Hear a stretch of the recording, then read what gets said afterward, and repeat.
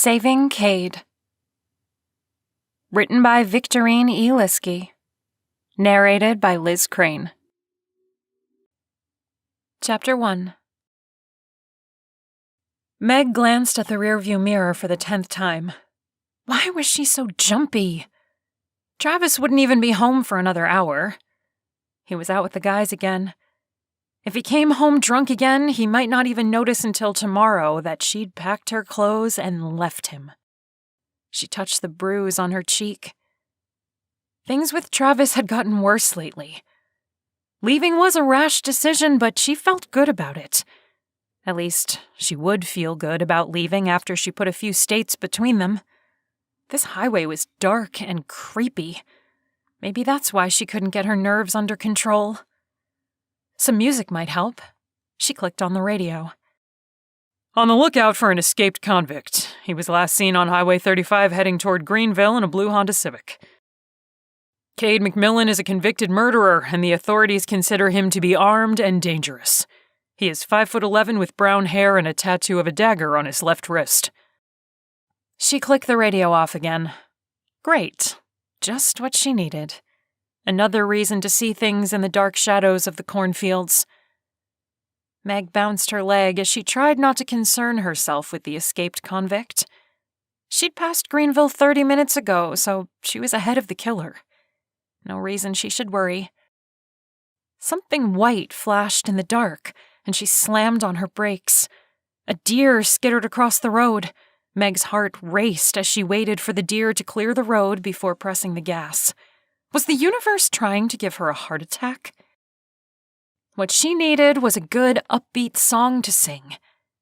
She pushed in her favorite pop CD and cranked up the volume.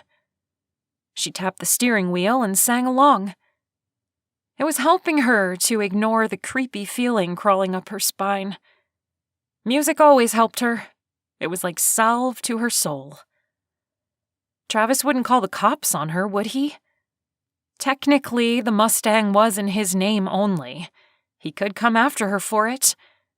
But she was hoping he wouldn't, since she left everything else except her clothes, her ukulele, and a tattered box of household items. She'd even left her ring on his pillow. Her car made a noise, and she looked down at the gas meter. Empty? Now? She was still miles away from the next town. Crud! Why hadn't she filled up when she passed through Greenville? The thought of running out of gas in the middle of nowhere was terrifying. Meg crossed her fingers and started coasting down each hill. Maybe that would make her gas go a little farther. The next song came on and she put her heart into singing along, doing her best to dance while buckled into the driver's seat. No one was around on this deserted highway. She could act as silly as she wanted, and it took her mind off the empty tank.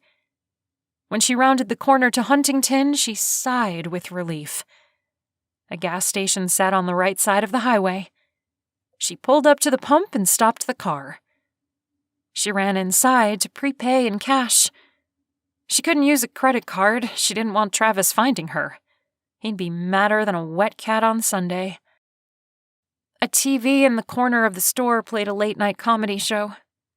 The man behind the counter looked annoyed that she'd interrupted. He took her cash. Which pump? She tried to look out the window, but didn't have a good view of the parking lot. She had to take several steps to see. Pump 2? He punched something into his machine, waited for it to print, then handed her a receipt. Have a good one. Thanks. She walked back outside and filled her tank. The creepy feeling came back, and she glanced around the parking lot. A couple of cars sat on the dark side of the convenience store. She didn't see anyone around. Still, she'd be glad when she was back on the road. She replaced the nozzle and turned to get into her car. Rough hands grabbed her, covering her mouth, cutting off her startled scream. Give me your money and you won't get hurt. The man's breath, hot on her cheek, stunk like stale beer and cigarettes. Terror ripped through her, and she struggled against him. The man released her mouth to hold her arms down. Now she was pinned to him. Really? You're holding my arms. How am I going to give you money?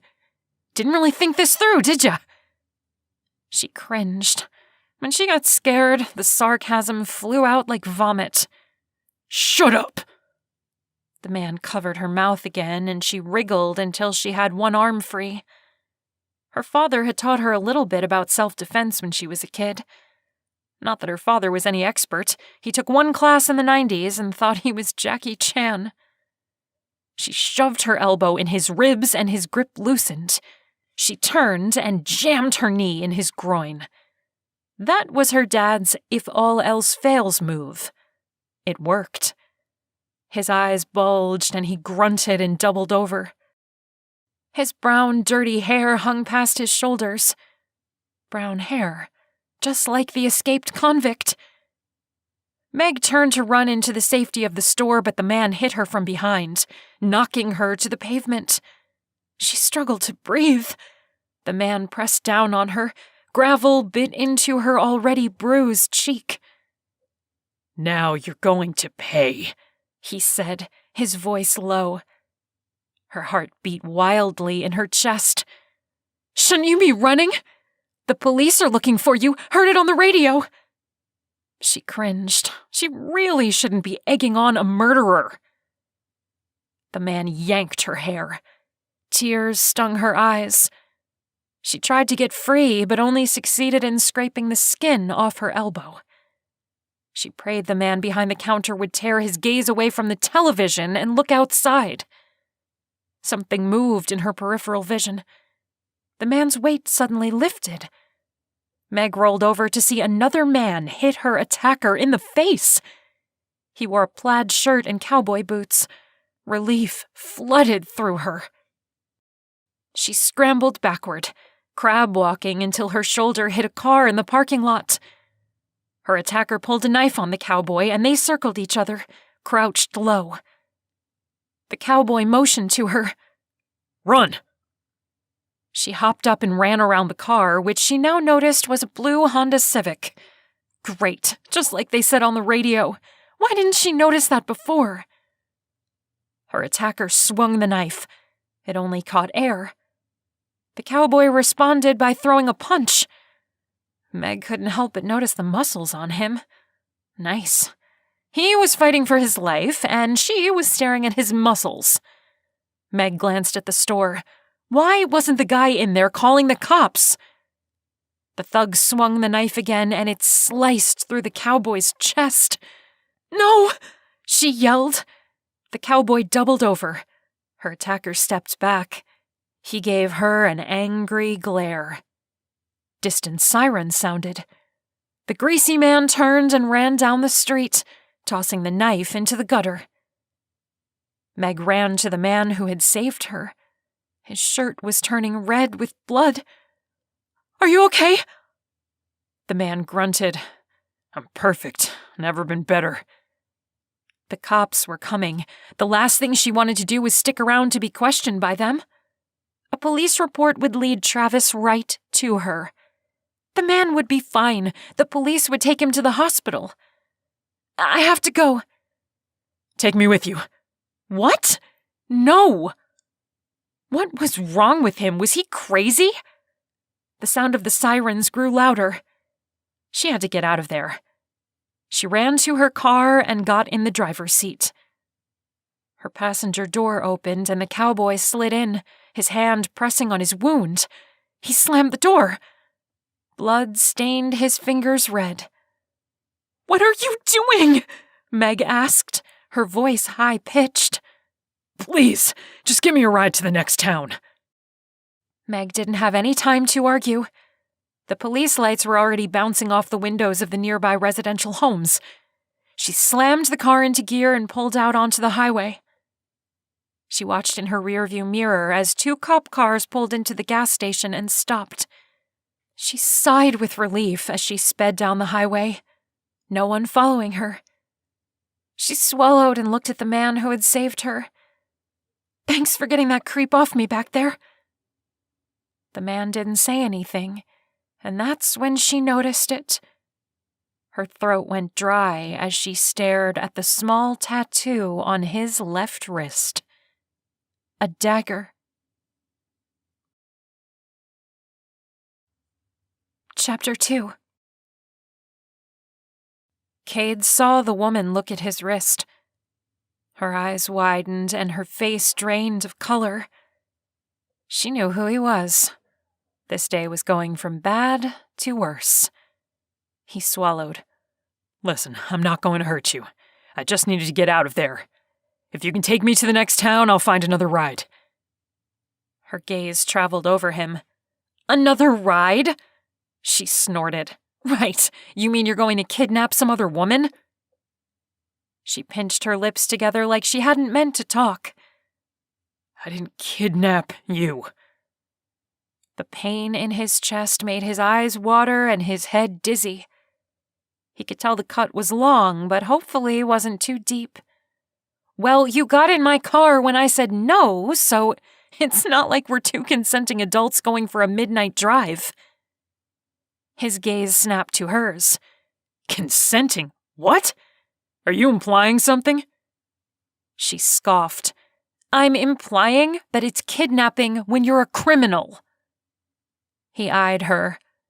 You were in a pretty big hurry to get away from those cops back there for being just a concerned citizen. Her face blanched again. That's not your concern. I think it is.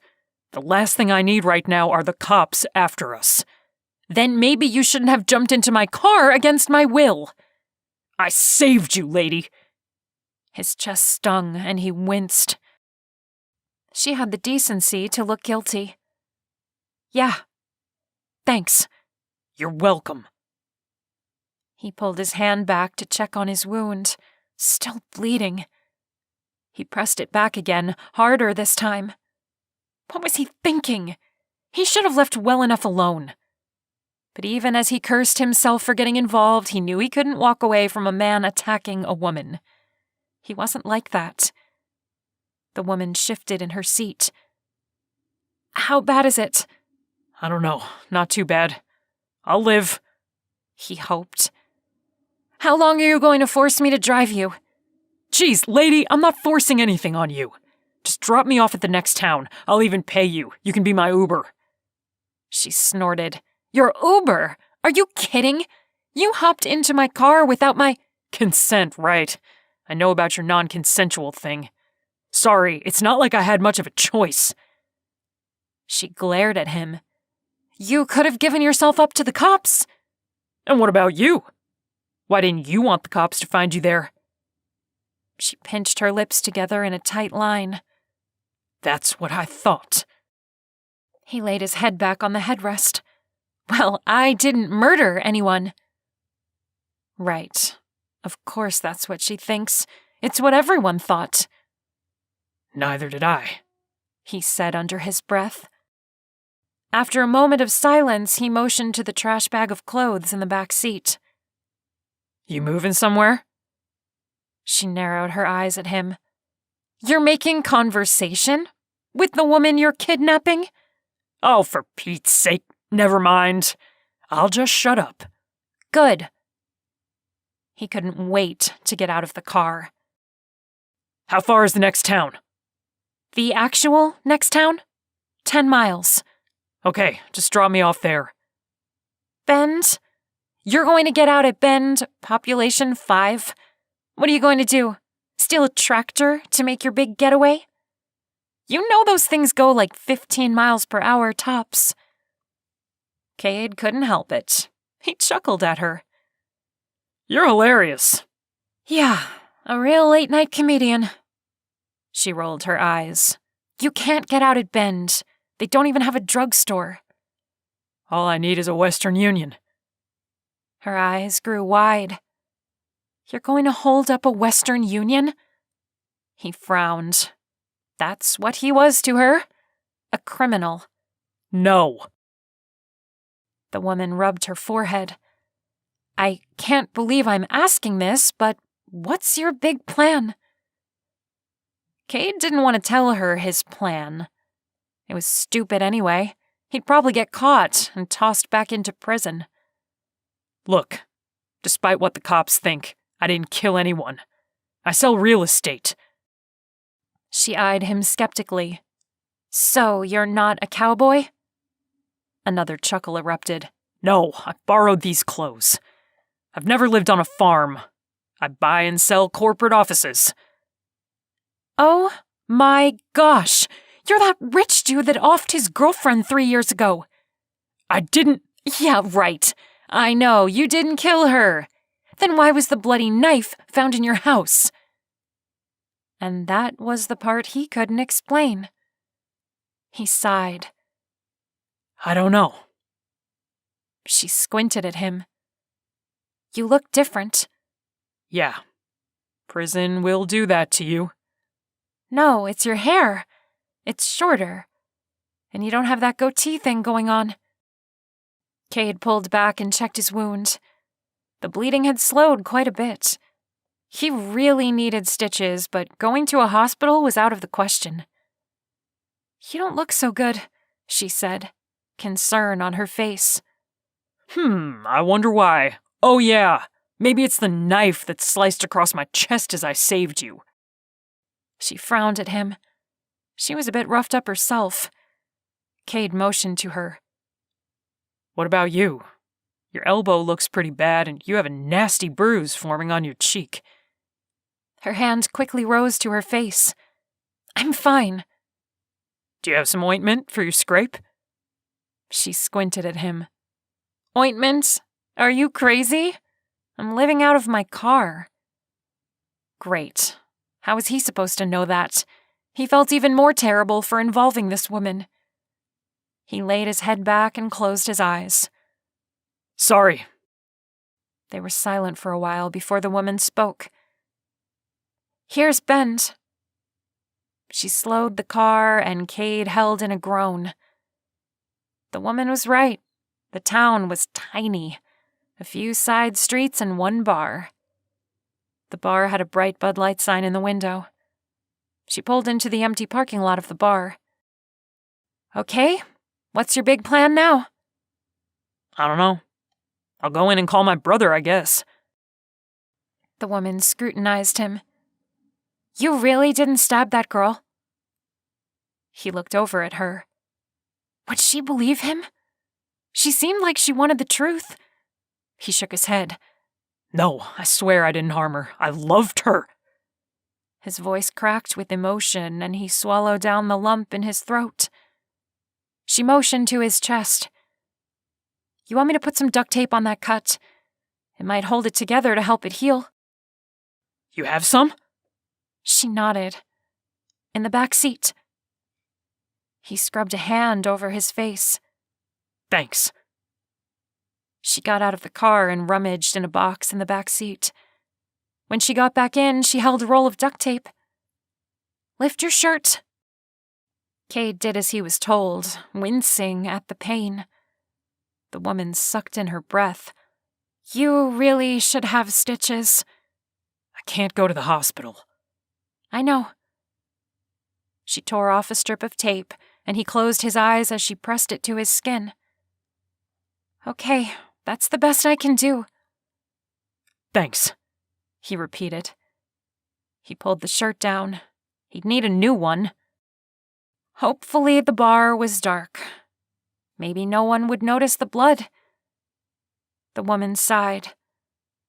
Okay, fine. You can come with me to the next town. You're in no shape to go anywhere. He looked at her. Would she really take him with her? Then what? I'll get you cleaned up. Then you can go call your brother. He nodded. Thanks.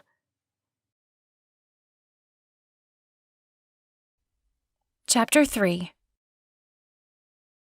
Meg pulled out of the parking lot and back onto the highway, her hands shaking. What was she doing? Aiding a criminal? Was she insane? Taking off with Travis's car was probably dumb, but keeping real estate tycoon Cade McMillan with her? That just made her the queen of stupid. She was crazy. There was no doubt about it, but he'd saved her. He was injured because of her. and for some stupid reason, she believed that he didn't murder his girlfriend. She let out a snort. Right. Don't all killers say they are innocent? She knew nothing about the man except he was super rich and lived in Omaha. Still, her mind kept coming back to the fact that he had put his life in danger to save her from that disgusting man.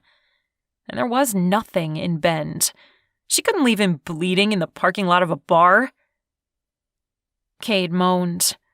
Meg rummaged under her seat and pulled out a bottle of water. Here, you'd better drink it. He opened the water and took a sip.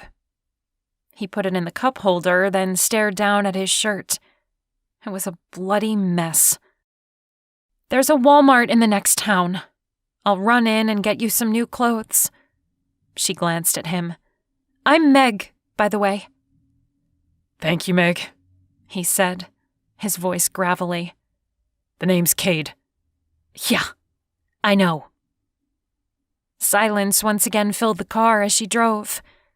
It would be another 20 minutes before the next town. It was after midnight, but adrenaline was keeping her awake.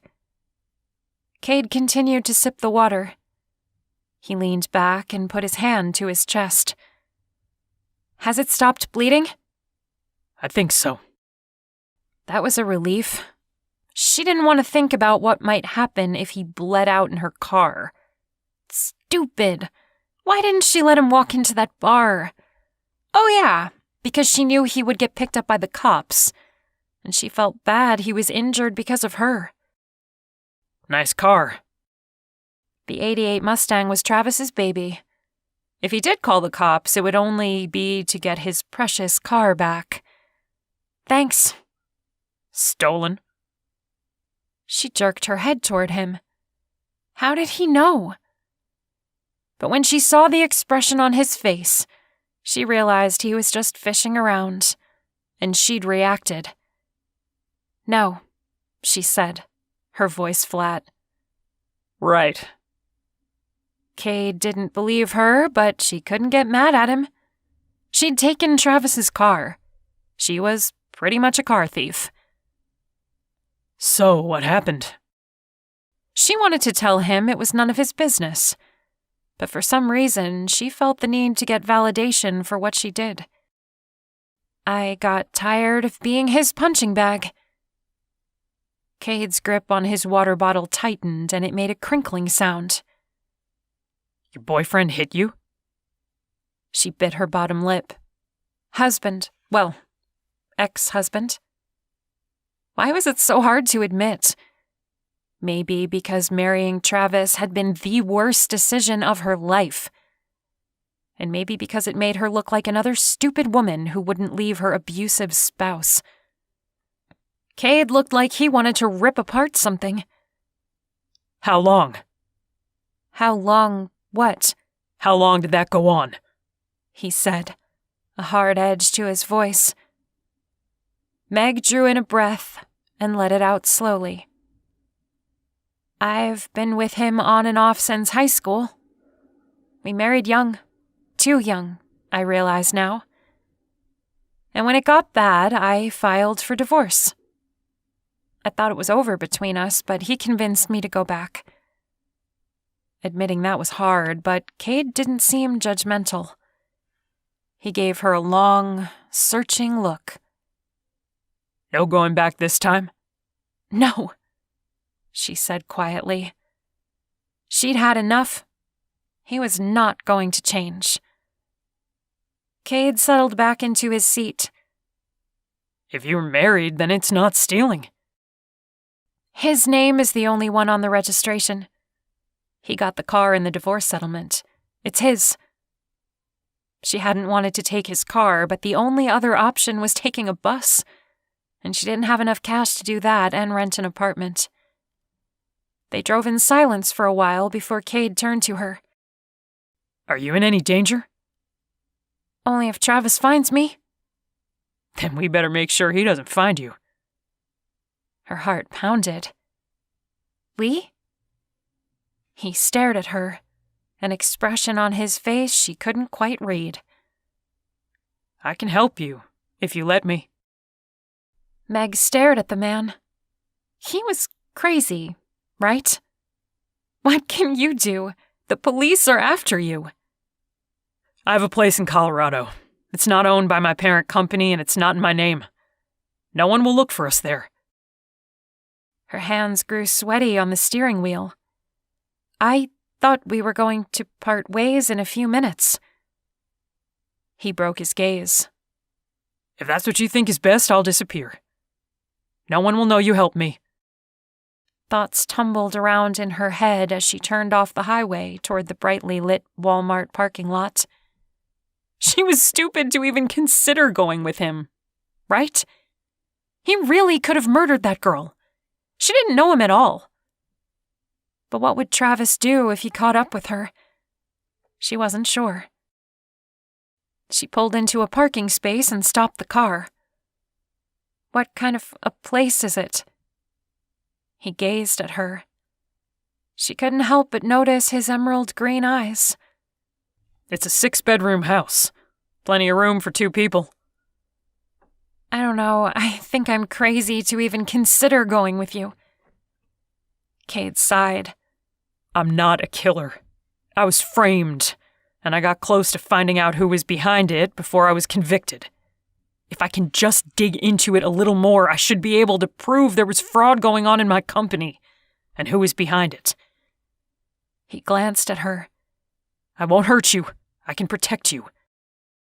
Meg shut the engine off. I'll think about it. Sit here. I'll be right back. Okay. Meg left him in the car. The cool night air smelled like rain was coming, which was a bizarre thing to notice given the fact that she had an escaped criminal sitting in her vehicle. She entered the store and ran to the bathroom before grabbing a cart. She didn't have a lot of money, so she tossed a discount package of white t-shirts in the cart. Large should fit the guy. She also bought a baseball cap that said, "World's Greatest Dad." It might be best if Cade wore it. Who knew what photo they were circulating on the television? Then she grabbed a package of wet wipes, some painkillers, and a few snacks. She had no idea when he'd eaten last. After she checked out, she parked the cart and grabbed the grocery sacks. All that for less than $20. She walked back to the car and got in. "Here you go," she said, handing him the wet wipes. "Clean up as much as you can out here, then you can go in and wash in the bathroom." Yes, ma'am. Cade unbuttoned the plaid shirt he was wearing. She tried not to stare at his abs. Too late. Holy cow. He must have been in the prison gym every day. The thought made her bulk. She grabbed the t-shirt package and the hat and held the sack out. "Put your trash in here." It took a few minutes for Cade to clean up. When he was done, she gave him the baseball cap. "I thought maybe this would help people not recognize you." Good idea. He pulled on a clean t-shirt and slipped the hat on, pulling it low. Then he got out of the car. I'll be right back. She watched him walk into the store. It was hard to believe he borrowed those jeans. It looked like they were made for him. She stuffed the grocery sack full of dirty wipes in the back seat and scolded herself for ogling Cade. He could be a murderer. She had to pull herself together. Exhaustion settled in and her eyelids grew heavy. The time was catching up to her. It was after 1 a.m. now. They needed a place to crash. She closed her eyes and allowed herself to relax. She nodded off when she heard the door open. Cade climbed into the passenger seat. Thanks. That feels better. Not quite as good as a hot shower. Great. Now she was thinking about him in the shower. So not where her mind should be. "We need to find a place to sleep." What have you decided? Meg rubbed her thumb on the palm of her hand. "I can take you to your place in Colorado. Then I'll keep going." Cade nodded. Thanks. "I'll look for a rest stop where we can crash." Cade frowned. Why don't I drive while you take a nap? Then we can switch. You're not tired? He tugged on his baseball cap. Nope. Then at least take some painkiller. He got a funny look on his face. Yes, Mom. Meg's face burned as they traded seats and she buckled herself in. What was she doing? She just handed an escaped convict her car keys. She should be terrified. But for some reason, she felt safe with Cade. She reached into the back and pulled out a sweater. After wadding it up, she snuggled up to the door and closed her eyes. It wasn't half bad. The soft rocking of the vehicle put her to sleep. It was a dreamless sleep, one where she knew where she was, but time seemed to pass quickly. When she woke again, the sun was up. She stretched and looked at the landscape. Cade nodded to her. You slept hard. Yeah. You tired? Yep. I thought we could get some breakfast, then you could drive the rest of the way to Colorado. Okay. Meg tried to smooth down her hair, but she was afraid it looked like a mess. How bad do I look? Cade grinned at her, and she realized in the light of day he was quite handsome. You look cute. Great. That means I have smeared makeup and funny hair. She rummaged through the bag of snacks and pulled out a stick of beef jerky. You want one? He held out his hand, chuckling. Sure. Anything eventful happen while I was asleep? Nope. Meg nodded and bit a piece of beef off. The spicy flavor filled her mouth, and she looked closer at the wrapper. She hadn't realized she'd chosen extra hot. Her mouth watered. Cade coughed. What is this? He said around the piece of beef in his mouth. She swallowed. Oops, I guess I bought the spicy kind. He picked up his bottle of water and downed it. He chewed some more. That didn't even help. Meg giggled at the look on his face. Sorry. He kept chewing. You're not sorry. You're enjoying my discomfort. You do look like you are trying to eat a fresh pepper. He swallowed and made a face. What else did you buy? Pringles? Yeah, give me some of those. She grinned and opened the cylinder-shaped container. Coming right up. Cade crammed a handful into his mouth. She laughed at him. Much better, he said after he swallowed. A few minutes later, Cade pulled into the parking lot of a mom-and-pop coffee shop. I haven't had a good cup of coffee in... He looked at her and cringed. A while. Yep. A reminder that she wasn't sitting next to a regular guy. He was a convicted felon, a murderer, if she wanted to believe the evidence. She pushed down all the warning bells going off in her head. He hadn't tried anything while she was asleep. What could he do in a public place like a coffee shop? She got out of the car and walked with him inside.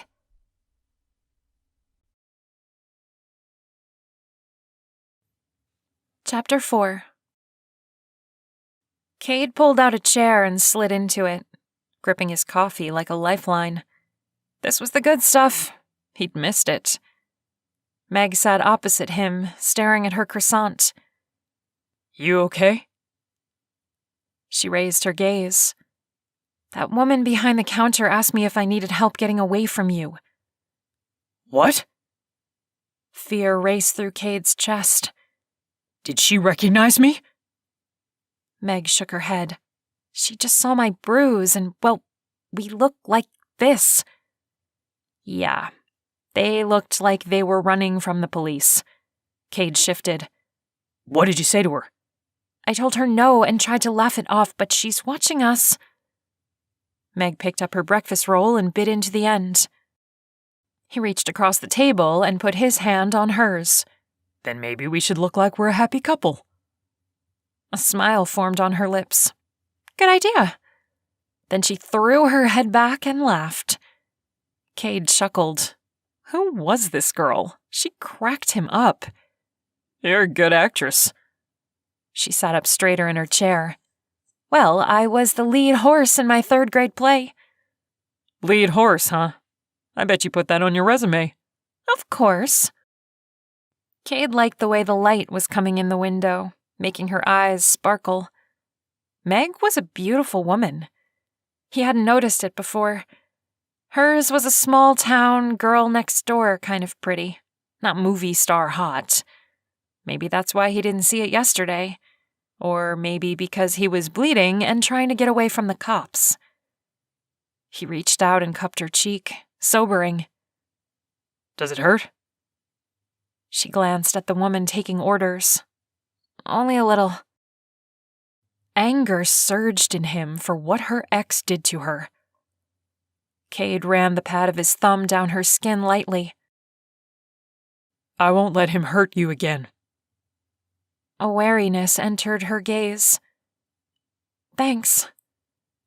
He lowered his hand. He hoped her low-life ex-husband wouldn't come after her. He didn't think he could restrain himself if the guy showed up. Then he really would deserve to be in prison. Cade shook his head and took a sip of coffee. So, what do you do? For a living? She snorted. I used to work for an insurance company.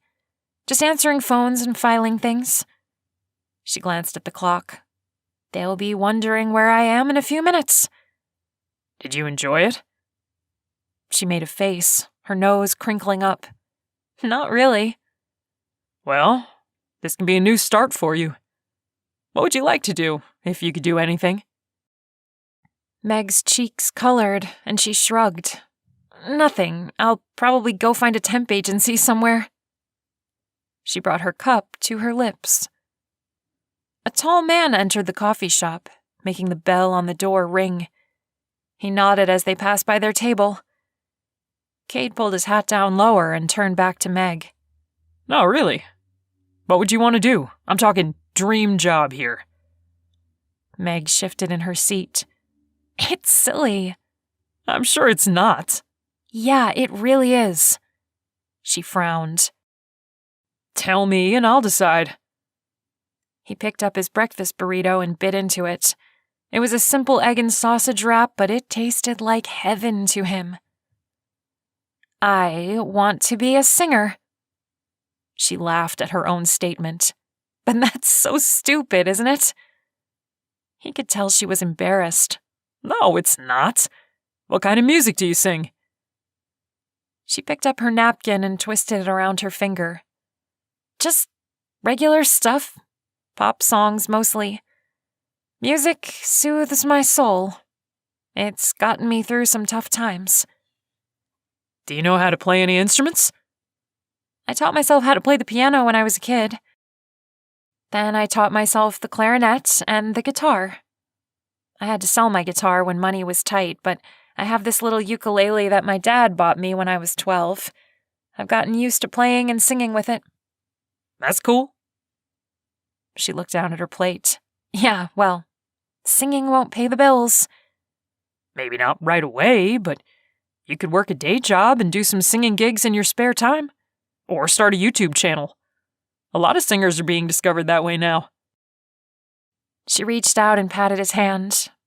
Her skin sent warmth up his arm. Thanks for not making fun of me. Cade clenched his hand. Is that what your husband did? Make fun of your dream?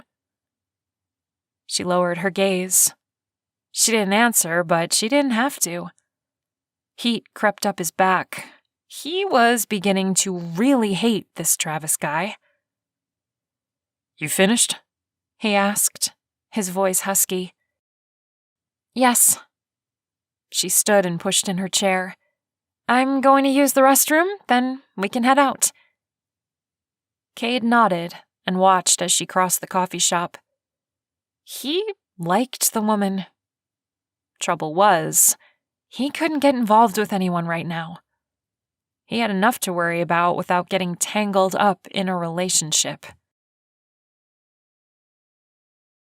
Meg turned off the highway and followed the directions Cade had given her. This house was supposedly some kind of a destination place he and his business partner were going to rent to vacationers, but had never gotten around to renovating. She hoped it wasn't some dilapidated cabin. She'd seen too many cabin-in-the-woods movies to care to stay in one. The road turned and twisted through the mountains. Spring had turned everything green, and it was breathtaking. She slowed as she climbed in altitude. The trees on the other side of the road gave way to a large drop-off. The river below sparkled in the morning sun.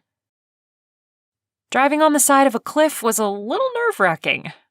She'd grown up in Iowa. There were no mountains there. The view was amazing, though. The farther up they got, the more snow was still on the ground and tops of the trees. She was shocked. She'd never seen snow on the ground in May.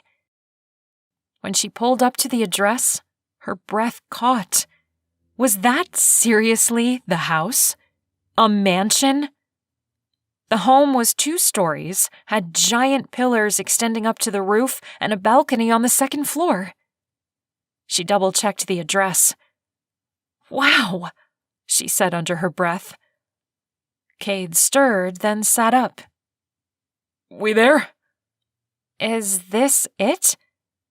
She pointed to the mansion. He nodded. "Yep." "Holy cow, Cade! When you said home in the woods, this is not what I was picturing." "Don't get too excited. It needs a lot of work." Meg got out of the car and rubbed her arms as a breeze came through the trees. It was chilly.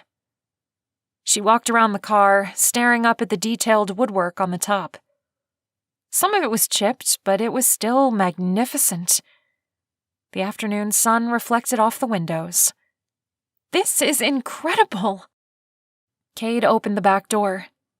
"Do you want me to bring in your clothes?" A hot bath and a change of clothes sounded like heaven, but she worried about his injury. "Just leave them for now. I'll get what I need later." Cade nodded and closed the door. They walked up the curved stone walkway. The stone steps had a chunk missing, so Meg stepped around it. Cade moved one of the empty topiary pots beside the door and produced a key. "How did you know that would be there?" "Since I had planned on getting it renovated, I left it there for any workers who would be coming." He unlocked the massive door and motioned for her to go in. Meg entered and had to hold back a gasp. The foyer opened to the top of the second floor. A curved staircase sat on either side of the open area. The style looked like it had been built in the 30s or 40s. She walked across the marble tile, looking at the ornate chandelier hanging down. A set of Victorian chairs sat on either side of a rug. Cade flicked the light switch on and off with no effect. "They've shut the power off. Figures." Meg froze. "What? Is the water off too?" "Probably. I'm guessing Zane had it winterized after I got arrested." Her dreams of having a hot bath swirled down an imaginary drain. Cade walked further into the foyer. "You can have your pick of the bedrooms." "Is the whole house furnished?" "Yes, although I didn't have a chance to take inventory." "Well, at least there was that." Cade motioned to the stairs. "Want me to give you a tour?" "I'd love one. This place is incredible." Her voice echoed in the enormous space. Cade smiled at her. "I thought so too." She turned away from his smile. The way his eyes crinkled was making her stomach get all fluttery, and she didn't want to be thinking about Cade that way. She was only there until she could get her feet under her. Cade took her up the stairs. He opened a door. "This is the master bedroom." It looked like it belonged in a museum. The huge 4-poster bed held a canopy and looked like it was made from a deep mahogany wood. The ensuite bathroom was almost as large as the bedroom. She pointed to the jacuzzi. "That's not original to the house." "No. The people who owned this before had added in bathrooms to each room, and The kitchen is modernized as well. The rest, I think, is original. There were 6 bedrooms upstairs, and Meg picked the one next to the master bedroom. It was smaller, but after she removed the dust covers, it wasn't in terrible condition. A couple of the bedrooms had stains on the ceiling indicating a leak, and one window was broken, but someone had taped it up. She followed Cade down the stairs. "It's cold in here," she said, hugging her arms to herself. Sorry, no heat. Cade walked into a room off the foyer. It had a massive fireplace, 2 couches, and several chairs around an ornate rug. I'll start up a fire. Maybe that will help. She nodded. The house also had a billiards room, a library, a swimming pool and hot tub, which were both drained, and a sunroom with a fantastic view of the woods behind the house. The kitchen was indeed modernized, although without power, so they had no way to cook. The downstairs bathroom had a large clawfoot tub, probably an original from when the house was built. Cade rummaged around and found a few things they could use. Among them were a box of matches and a cast-iron Dutch oven. There's a fire pit out back. At least we'll have some hot meals.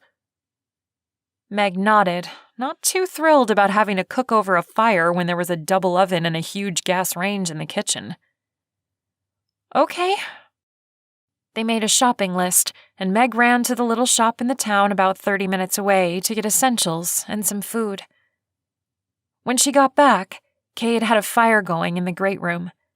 It had increased the temperature in the room by about 10 degrees. She carried the grocery sacks into the kitchen and set them down on the marble countertop. Cade walked in from the back of the house. A red spot on his shirt caused her alarm, and she ran to him. "You're bleeding again." Cade looked down at his t-shirt. I didn't realize. Before Meg could think, she touched the spot. Her fingers came back wet. "We should fix this up properly. I brought some bandages." Cade didn't look too happy about her suggestion, but nodded anyway. All right. "Take off your shirt." He gave her a funny look before he pulled his t-shirt over his head. Meg tried not to swallow her tongue. How could he get even more buff than the night before? This guy had some amazing muscles. And why was her heart racing like she was a schoolgirl with a crush? She needed to bandage him up and get away from him before she did something stupid.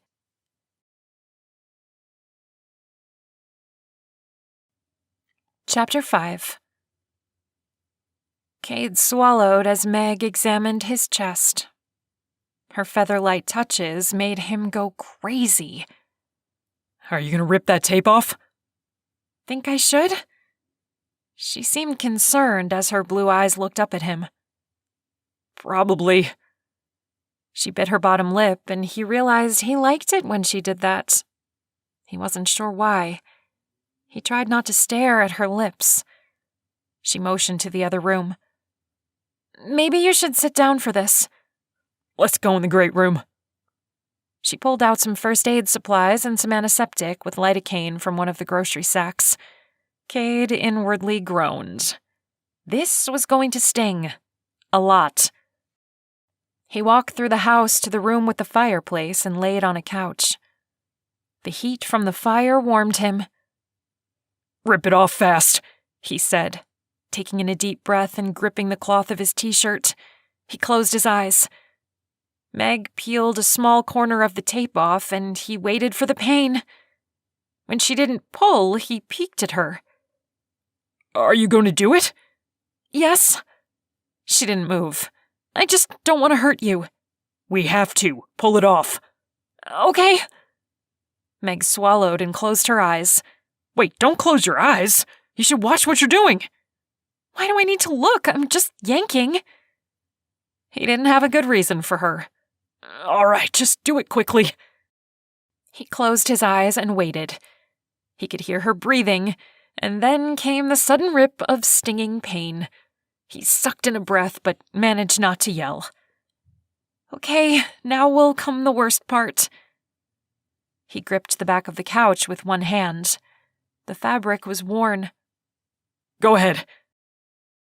She sprayed the antiseptic on his gash, and fire erupted on his chest. He couldn't help the scream that tore from his throat. With everything in his power, he held onto the couch so he wouldn't leap up and knock Meg over. Sorry! She dabbed at the cut with her cloth. It will be over soon. He clenched his teeth and breathed in deep. The smell of the antiseptic almost gagged him. He tried not to think about what she was doing until she was done cleaning his wound. Then she used the butterfly bandages to keep the cut together. At least the stinging was over. As she worked, he tried to ignore the feeling of her hands on his chest. Outside of the pain, her touch felt amazing. Man, he needed to get himself under control. Finally, she taped some gauze on it to catch the blood. There, you're all fixed up. She patted his chest. He grabbed her hand. The warmth of her skin radiated through him. She blinked and looked away, but he tilted her chin toward him and she met his gaze. Her eyes were the color of the sky on a cloudless day. Thank you. She swallowed. You're welcome. He let go of her hand and she stood, gathering the first aid supplies. He sat up. Just don't tell anyone I screamed. It would ruin my reputation. She snorted. Yeah, I can just imagine what your reputation was in prison. A rich guy like you tossed into the clinker with all those hardened criminals. He sobered. He didn't want to think about prison, or how he'd almost been killed twice. Yeah. She ignored his tone.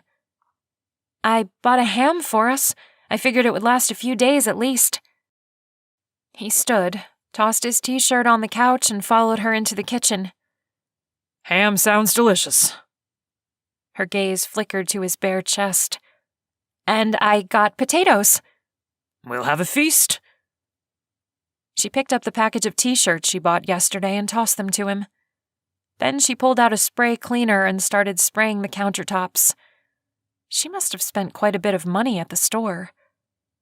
He wondered how much she had left.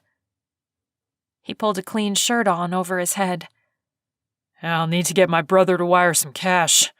Maybe I can run into town this evening. Meg shot him a worried look. Aren't you tired? Exhausted.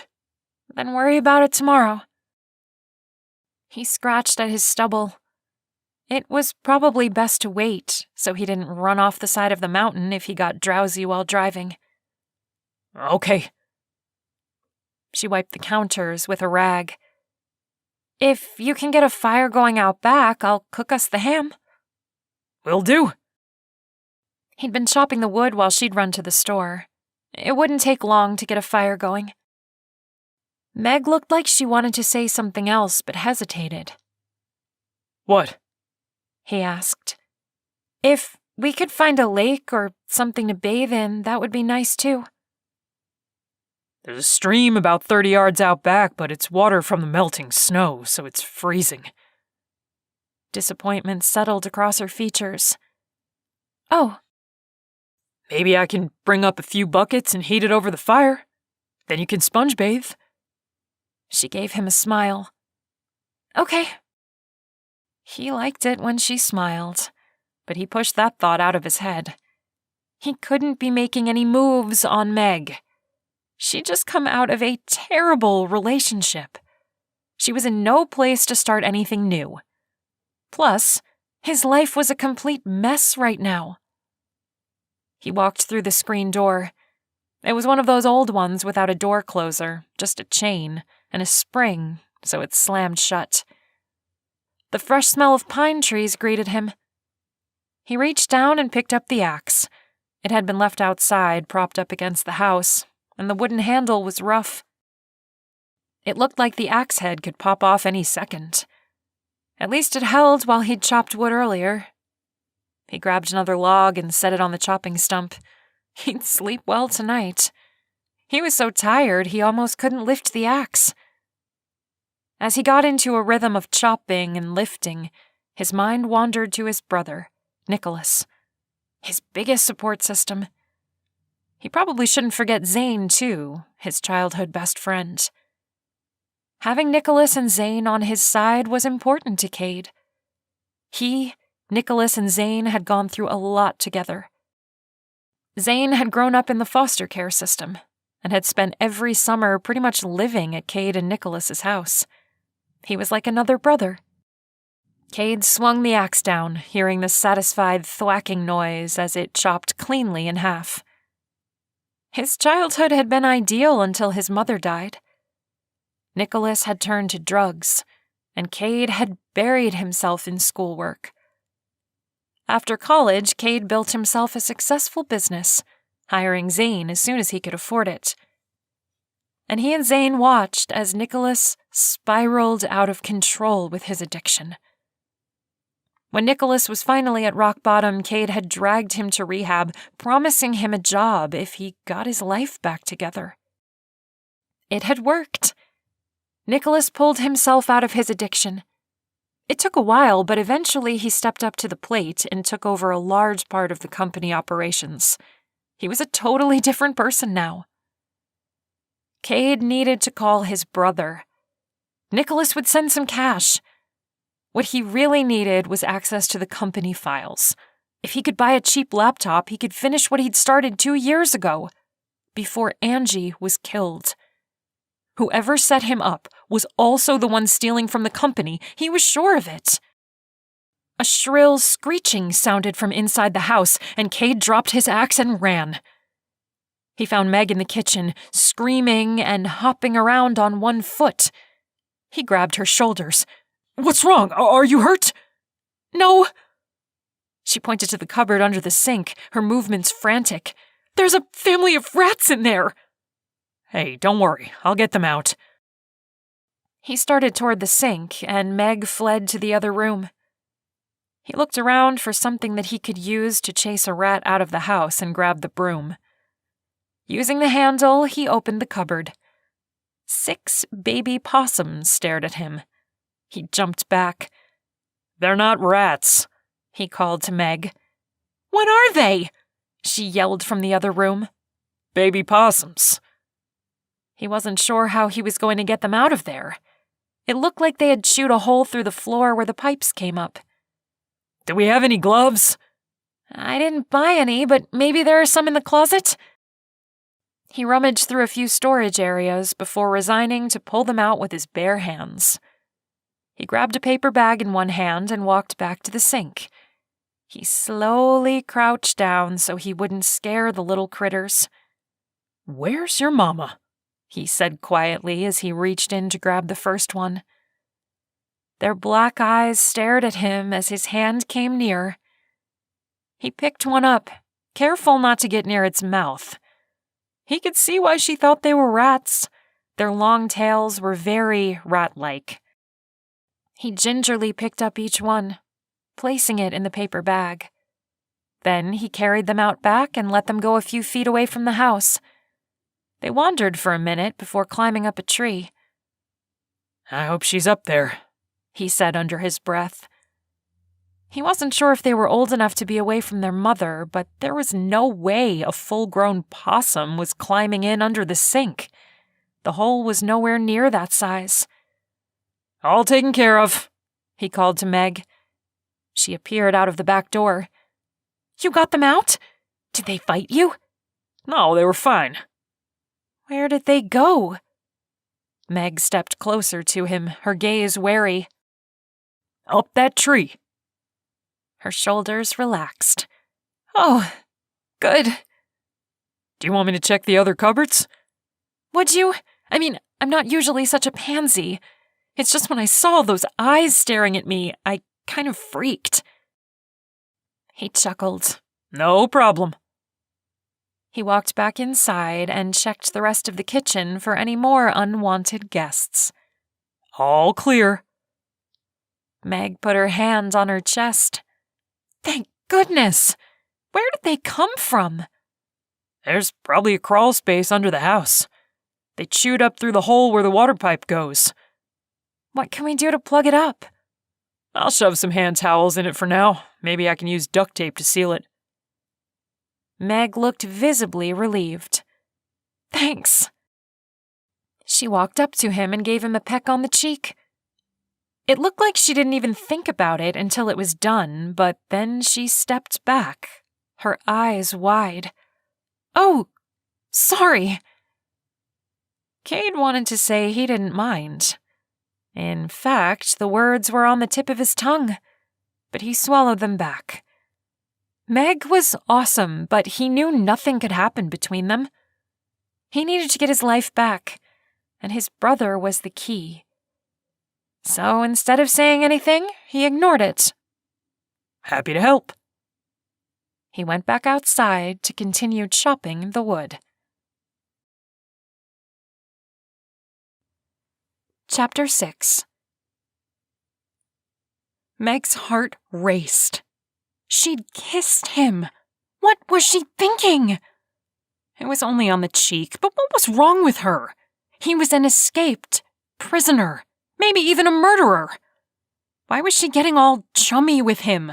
Why was she even there at all? She should just take the car and leave. But the thought of sleeping somewhere in Travis's car wasn't appealing. Here, she'd at least have a bed.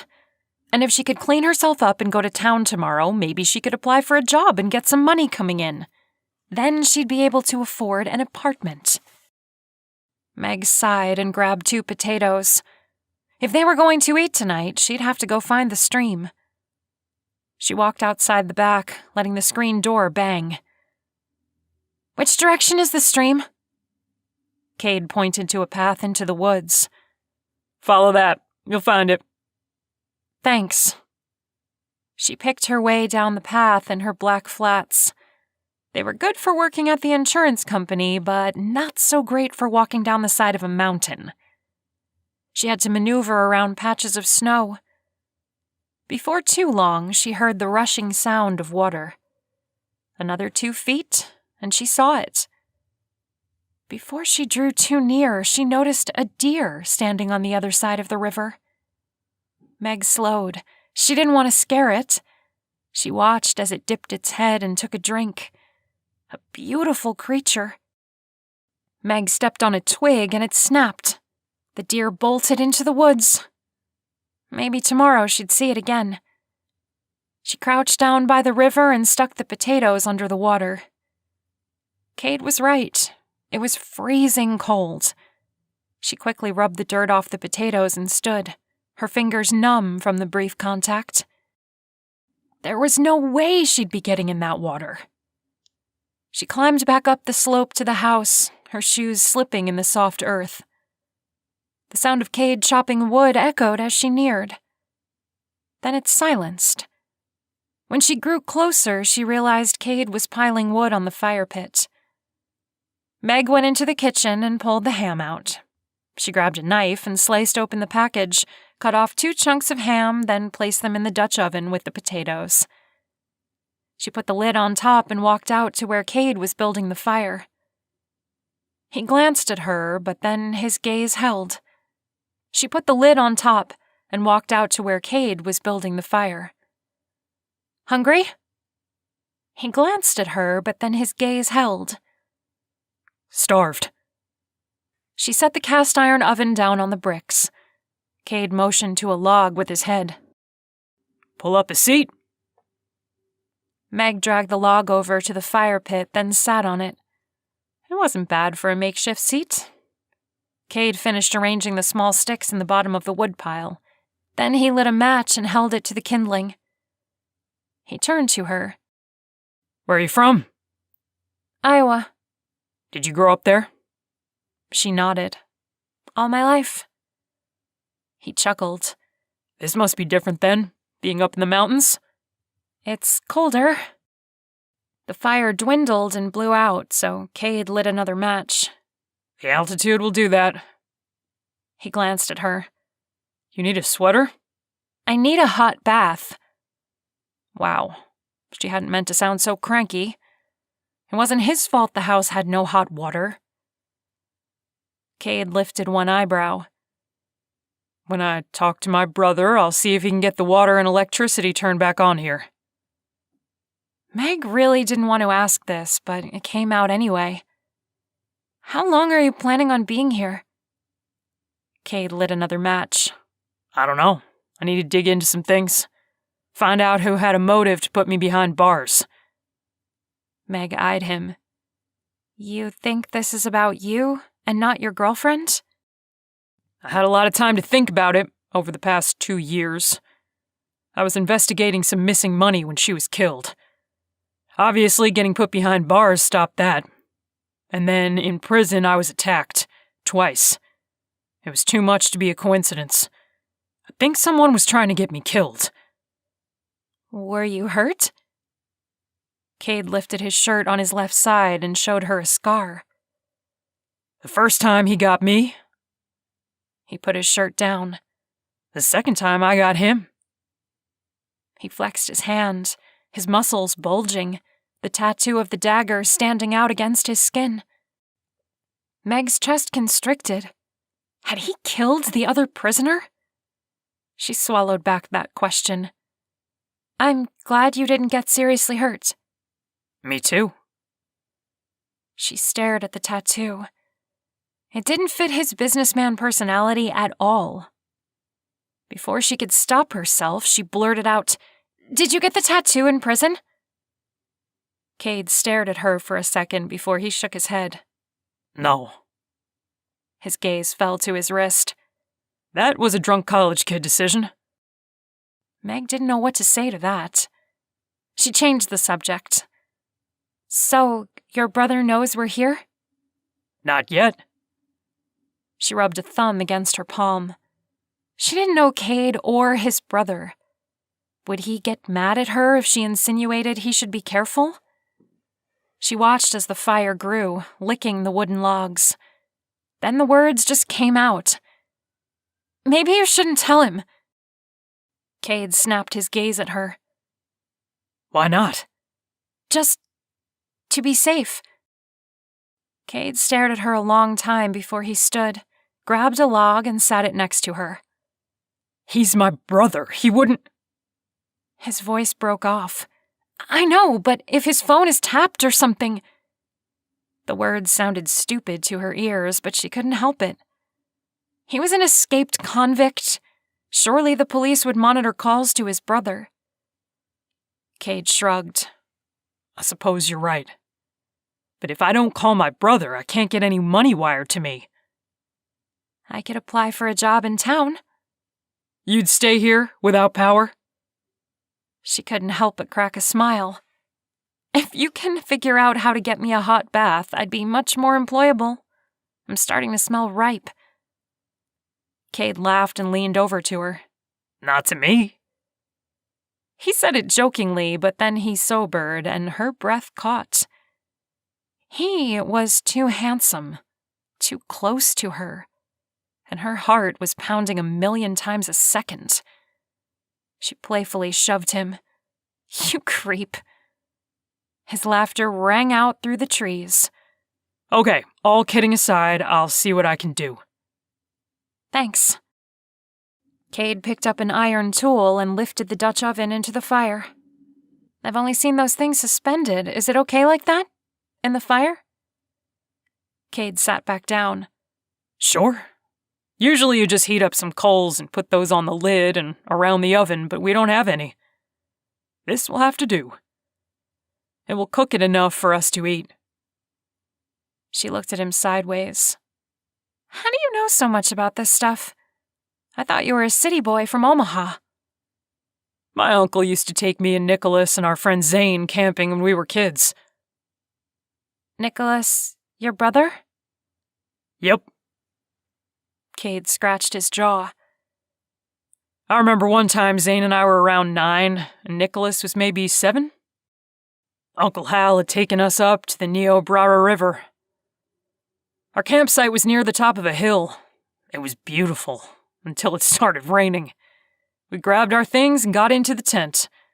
Uncle Hal told us stories until we fell asleep. When we woke up the next morning, we were confused. The tent was at the bottom of the hill. Apparently, Hal had forgotten to stake the tent, so the rain had washed us down the hill. What? Meg laughed. I had no idea that could happen. Cade grinned. As kids, we thought it was the funniest thing in the world. Nicholas wouldn't stop talking about it. I think he told about 50 strangers that summer about our tent sliding down the hill as we slipped. Zane got the biggest kick out of that. Meg liked the way Cade's green eyes sparkled in the setting sunlight. It made her stomach flutter. You must miss your brother. His smile faded. I do. He looked like he was going to say something else, but he swallowed the remark, and Meg let it go. If there was tension between them, she figured it was only natural. Cade was convicted of murdering his girlfriend. That's bound to drive any family apart. What about you? What's your family like? He asked. My parents are both gone and I have no siblings. I've never been close with any extended family. I'm pretty much alone. She didn't mean for it to sound so pathetic, but after she saw the pity in Cade's gaze, she wished she'd said it differently. Cade placed his hand on Meg's shoulder, and tingles erupted over her skin. She hadn't expected her body to react in such a way, and she leaned back to break contact. Unfortunately, she leaned too far, and her log stool tipped, causing her to fall backward. She let out a shriek before she hit the ground, knocking the wind out of her. Cade jumped to her side. Are you okay? He asked it with a straight face, but the corners of his mouth were twitching. I think I bruised something. She sat up. He looked her over. Your back? Or don't tell me. You bruised your butt, didn't you? She whacked his arm. My pride. I was going to say my pride. She rolled her eyes at him. Oh. He chuckled as he helped her. He sat her log upright and she took her seat. Thanks. The sun hung low enough in the sky now that long shadows were cast over them. Cade wiped his hands on his jeans. I bet our dinner is done. Meg stood. I'll go get the plates. She walked into the house and was surprised at how hard it was to see already, even without the sun completely down. At least she'd bought some candles. She grabbed 2 plates from the cupboard and opened the silverware drawer. After her eyes adjusted, she pulled 2 forks out. Cade had fished the oven out of the fire and was opening the lid with his metal rod when she came outside. I don't have anything to dish it up with. I'll go grab something. Meg went back inside and rummaged around in the drawers until she came up with a spatula and a serving spoon. She went back outside and dished food for them both. They sat on the logs. Meg cut into her potato with her fork. It was soft and fell apart easily. Sorry there's no sour cream or butter. This is kind of a lame meal. Cade stabbed a piece of his ham and lifted it to his mouth. After chewing, he smiled at her. Tastes great to me. Something about the way he was looking at her warmed her, and she blushed at the compliment. I'm glad.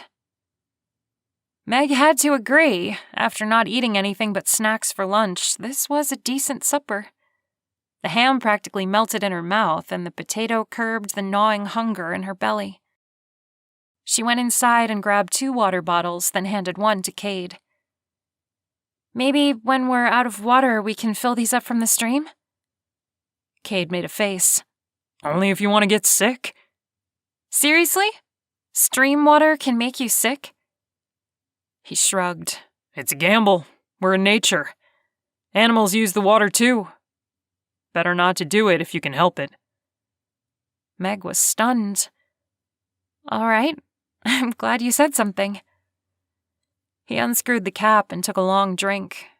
His Adam's apple bobbed as he swallowed. Why did that make those butterflies come back? Strange. She was acting like a silly schoolgirl. Meg cleaned up their plates while Cade tended to the fire. She went into the dark house. She'd just have to be careful around Cade. It made absolutely no sense to be attracted to him. She should tattoo a big off-limits sign on his forehead. Chapter 7. Cade stepped into the kitchen. The fading light outside made the house quite dark. Meg struck a match and lit one of the jar candles she'd bought. She handed it to him, then lit another one. Her skin glowed in the soft light of the candle. She turned to him. "I'm tired, so I'll be going to bed. I'm guessing that's where you're headed too."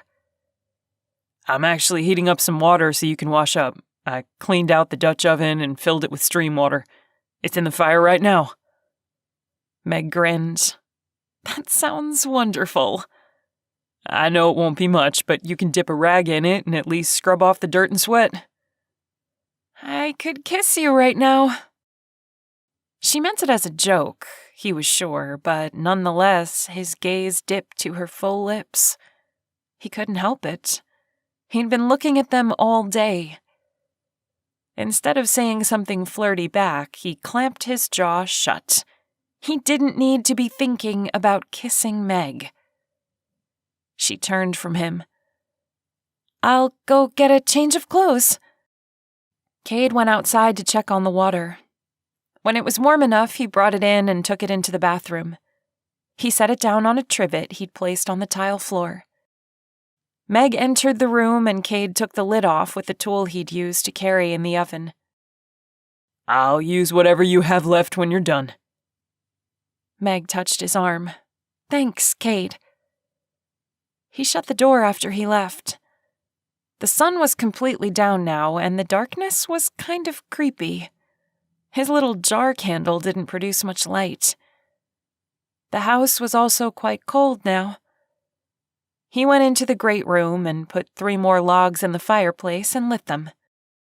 He sat down to enjoy the warmth and listen to the crackling of the wood. Meg joined him a few minutes later. "Oh, good. You got the fire going again. It's freezing in here."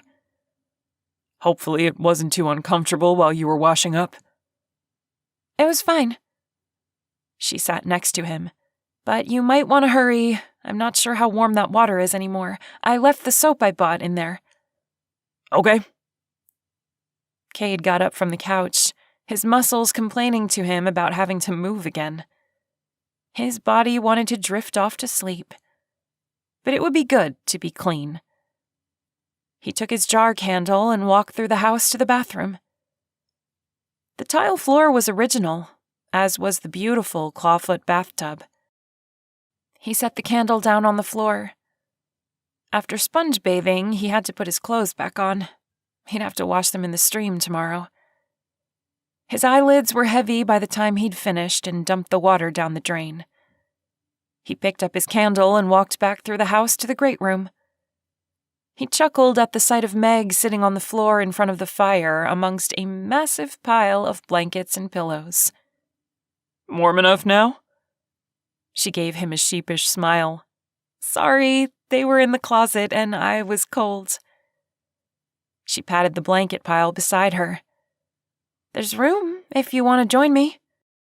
Cade plopped down, surprised at how soft the blankets were. "This is quite comfortable." "I think these are new. One was still in the package, and I can put another log on the fire if you think we'll stay in here for a while." He shrugged. "Might as well." He leaned back down and shoved a pillow under his head while Meg opened the metal fireplace door. "So you're not really a camper. What did you like to do growing up?" he asked. "It was just me and Dad after Mom died. When I was lonely, I made up songs. When I got to be a little older, I wrote them down." "You're not just a singer then, you're a songwriter? That's cool. What kinds of songs do you write?" Meg's cheeks flushed pink. "Just stupid stuff, I don't know. I've never really shared them with anyone." Cade turned to stare at her. "No one?" He wanted to add, "not even your husband," but the words wouldn't come out. They sounded rude. She shook her head. It's a part of me that's hard to share. Oh, then you write songs for just you, not like something you'd ever sing to an audience? Meg picked at a thread on one of the blankets. I don't know. I guess deep down I don't really think I'll ever have a singing career, so I don't worry about it. Cade could see the longing in Meg's eyes, and it kind of broke his heart to see her not believing in herself. He patted her shoulder. Don't give up on your dreams. She nodded and gave him a little smile, although it didn't reach her eyes. You're right. I've let Travis get in my head too much. I have to get rid of his voice telling me I'm no good. Cade withdrew his hand, mostly because he wanted to clench his fists. Don't let anyone ever tell you that again.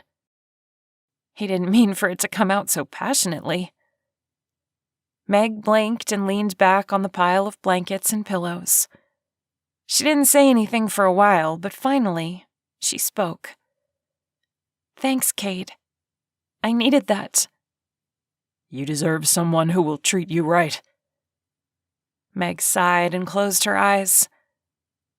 I know, she said softly.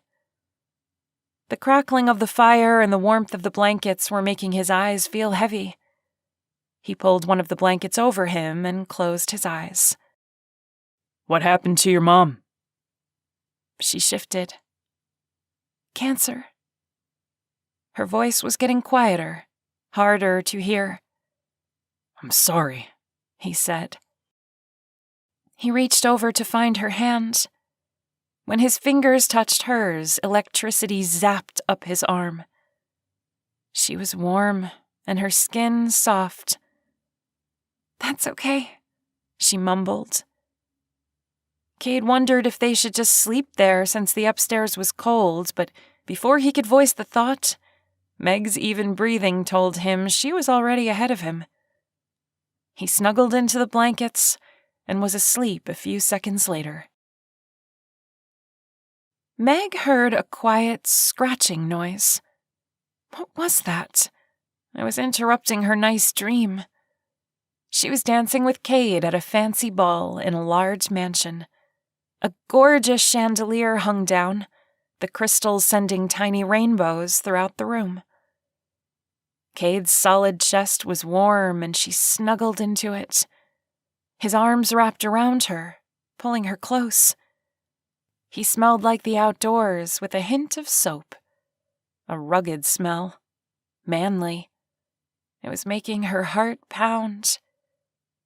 The scratching noise came again, and Meg slowly became aware of herself. Where was she? This wasn't her bed. Then the events of the last couple of days came to her. Oh, she was with Cade in the mountains. She must have fallen asleep in the great room by the fire. She opened her eyes and realized the warmth she was feeling was Cade. She'd been sleeping on his chest. His arm was wrapped around her. Sunlight streamed in the windows. What time was it? She didn't want to wake Cade, so she moved slowly. His arm dropped off her shoulders, and she sat up. Something moved in her peripheral vision, and she turned to look. A baby raccoon sitting in the corner of the room stared back at her. Meg screamed, and Cade flew up so fast he knocked her over. What? What is it? Meg scrambled to her feet while the raccoon dashed across the room. Cade saw it and picked up a blanket. He tossed it, but it missed, and the raccoon ran under the couch. What kind of a house is this? Meg hopped up on one of the chairs, her legs shaking so much she thought her knees were going to knock together. It's been abandoned for 2 years. Well, where did he come in from? Oops. Oops, what? She shrieked. I forgot to plug the hole under the kitchen sink. Cade picked up the blanket and gave the couch a shove. The raccoon dashed out and Cade ran after it. He followed it out of the room, his footsteps echoing down the hallway. Then she heard a muffled thump. I got him. Meg's heart raced. You didn't hurt him, did you? His voice called through the house. No. Meg waited until she heard the screen door bang before hopping down from the chair. Why did this house have to have so many guests? The screen door sounded again, and the floorboards creaked with Cade's steps. He entered the room, a guilty look on his face. I'm so sorry. Are you okay? Now that her heart had slowed a bit, and the raccoon had been taken care of, it almost seemed comical. I'm fine. Just startled me is all. She waved her hand in front of her face as if that would make her calm down. Then she felt stupid and shoved it behind her. Startled you? I awoke to hysterical screaming. Cade looked like he was trying not to smile. Meg gave him a flat look. I wasn't hysterical. I thought you were on fire until I saw the baby raccoon. She playfully whacked him on the arm. I was not that bad. Cade put his hand on his chest. I think my heart rate is almost back down to just racing. Tomorrow maybe you can wake me by throwing a cup of cold water in my face. Meg picked up a pillow and swung it at him. Cade stepped back and she missed. Oh, is that how this is going to go? He asked, swiping his own pillow. I was not hysterical, she said, swinging the pillow each time, the last one connecting with his face. A puff of tiny white feathers flew out. You're going to get it now, he said while laughing. He swung his pillow and it hit her in the arm. She yelped and swung again. This time it bounced off the top of his head, making his hair stand up funny. She doubled over with laughter. What? He said, the puzzled look on his face making the image even funnier. Your hair! Meg could hardly breathe, she was laughing so hard. Cade dropped his pillow and shoved his hands through his hair until it wasn't sticking up anymore.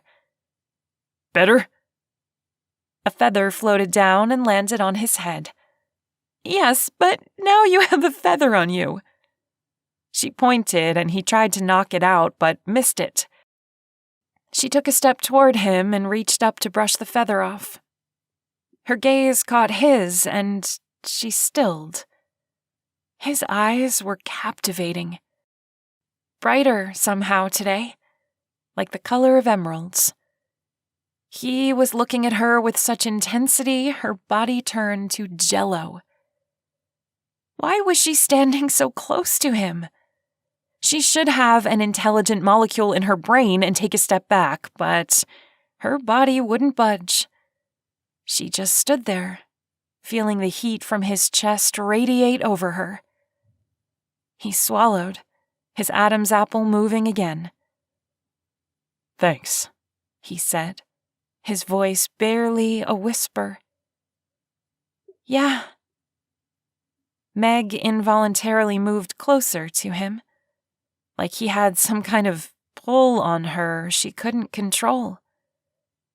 She couldn't stop staring at his lips, and for a split second, she imagined what it would be like to kiss him. Then she snapped out of it. What was happening? She wasn't about to kiss him, was she? That would not be a good idea. She took a step back and ran a hand through her hair. I guess I'd better get some breakfast going. Cade nodded, his gaze dipping to the floor.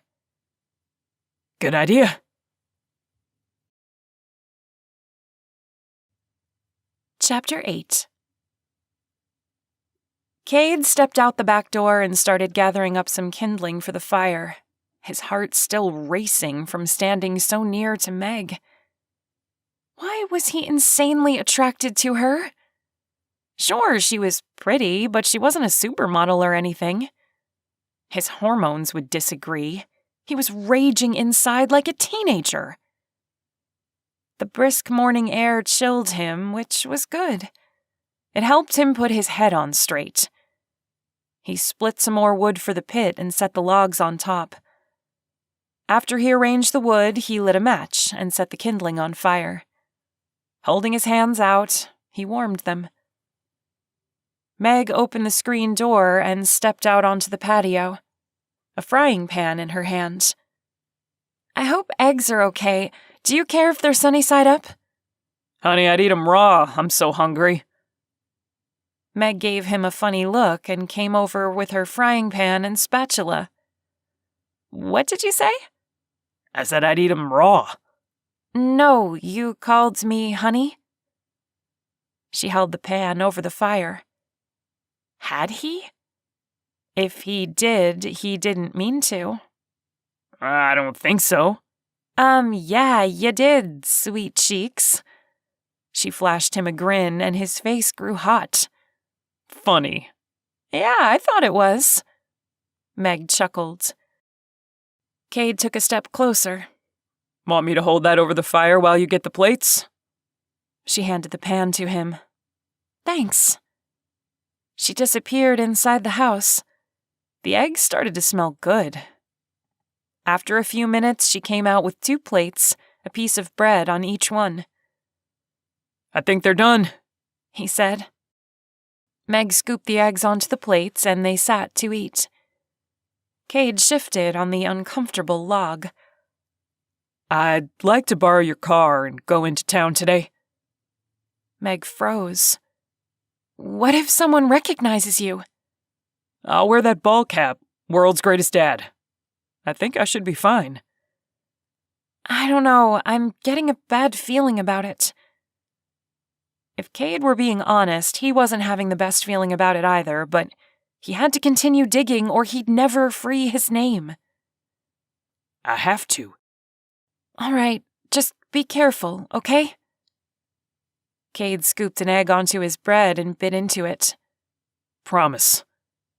The food tasted delicious. After swallowing, he nudged Meg. Do you want to go to town too? She shook her head. I was hoping to apply for a job, but my hair is nasty. I need to clean up before I can do that. She looked so depressed, Cade almost reached over and gave her a hug, but he stopped himself. I have an idea. What? Meg looked at him. When I get back, I'll fill up the tub. You can bathe. She squinted at him. How are you going to do that? Leave it to me. Well, a bath sounds divine. Meg smiled at him. Then her gaze traveled to his chest. How's your injury? He swiped a hand across his chest. Much better. It's healing. I was worried about it. That was Meg, sweet and caring. Cade changed the subject.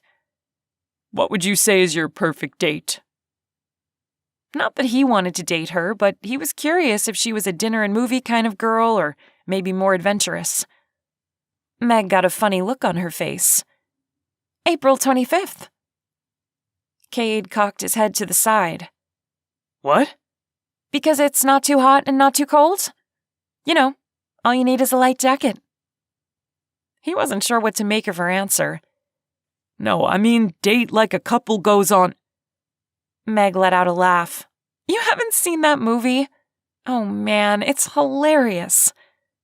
Cade was completely confused now. What movie? Miss Congeniality? Sandra Bullock? Have you seriously not ever seen that movie? He was starting to feel stupid. Nope. Well, we'd better fix that. She must have realized what she'd said, and the situation they were in, because her face paled and she glanced around. I mean, once we get power or something. Yeah. He dug back into his food, feeling foolish. Why had he asked such a stupid question? They weren't in a normal situation.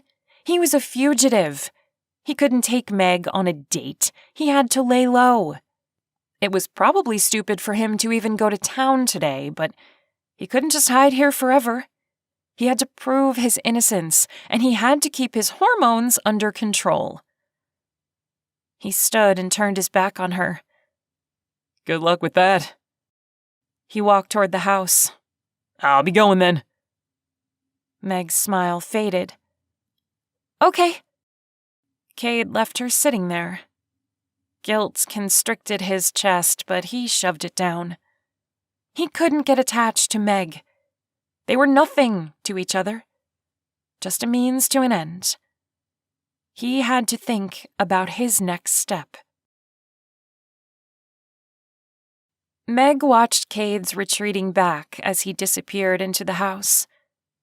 That was a dumb thing to say. Like she could just sit around and watch movies with a wanted man. How dumb could she be? A blue jay fluttered down and landed on the cement by the back door. It strutted along the walkway for a minute before hopping down to the dirt. It looked a little lost, and Meg couldn't help but identify with him. She was feeling the same way. She needed a job, but she felt like a dirty camper. Her hair was greasy and her clothes smelled like smoke from their fire. She hoped Cade was going to come through with his promise of a bath. How often had she taken her shower for granted? She wouldn't anymore. She picked up the dirty dishes and walked down to the stream. Rinsing them in the cold water wasn't going to get them really clean, but it was better than leaving egg yolk on them to dry. As she walked up to the house, a squirrel ran past her and skittered up a tree. If she weren't so dirty and out of money, staying in this house would be lovely. The woods were gorgeous, and there was a peaceful feeling up in the mountains. And Cade, well, she didn't want to think about Cade. He was too handsome, and he could be a murderer. What was she doing with him anyway? If the cops caught him, she'd probably end up in jail for helping him escape. What she needed to do was get some money and get far away from here. Meg spent the morning cleaning the kitchen as best as she could. It was difficult without running water. She did find a bucket in the closet, so she brought up some river water and used some rags to wipe down everything. It would have to do. Cade didn't come home at noon, so Meg heated up another piece of ham for lunch. Then she continued to clean the house, working in the bathroom and mopping the tile flooring. It was gross how dirty the water was when she got done. She tried not to think about the filth clinging to the rest of the house. When she finally heard the car pulling up to the house, the sun was low in the sky. Whatever had Cade been doing all day? She walked outside and gasped. The car was packed full of stuff. Cade got out and opened the trunk. He pulled out a large stock pot and beamed at her. Bathwater coming up. Meg swallowed down the slow panic rising in her. Had he stolen these things? What was wrong with him? They were both going to get tossed into prison. She tried to keep her voice calm. How did you get all this stuff? My brother came through. What? You didn't steal it? Meg couldn't believe those words came flying out of her mouth. She clamped her lips shut. Cade gave her a look that made her want to sink into the ground. Is that what you think of me? That I'd steal? She felt terrible, and no response would come out. He turned from her. I'm that rich dude, remember? You're also hiding from the police. What if your brother grows a conscience? My brother would never turn me in. Cade carried the stock pot up to the house. Meg walked to the car to see what else he'd bought. The first thing she saw was the propane tank. Then she noticed the camping stove and small grill. No more cooking over the campfire. Her spirits soared. The back seat was filled with clothes and a propane heater. The front was packed with groceries sitting on top of a large cooler. She grabbed 2 bags of groceries and walked into the house.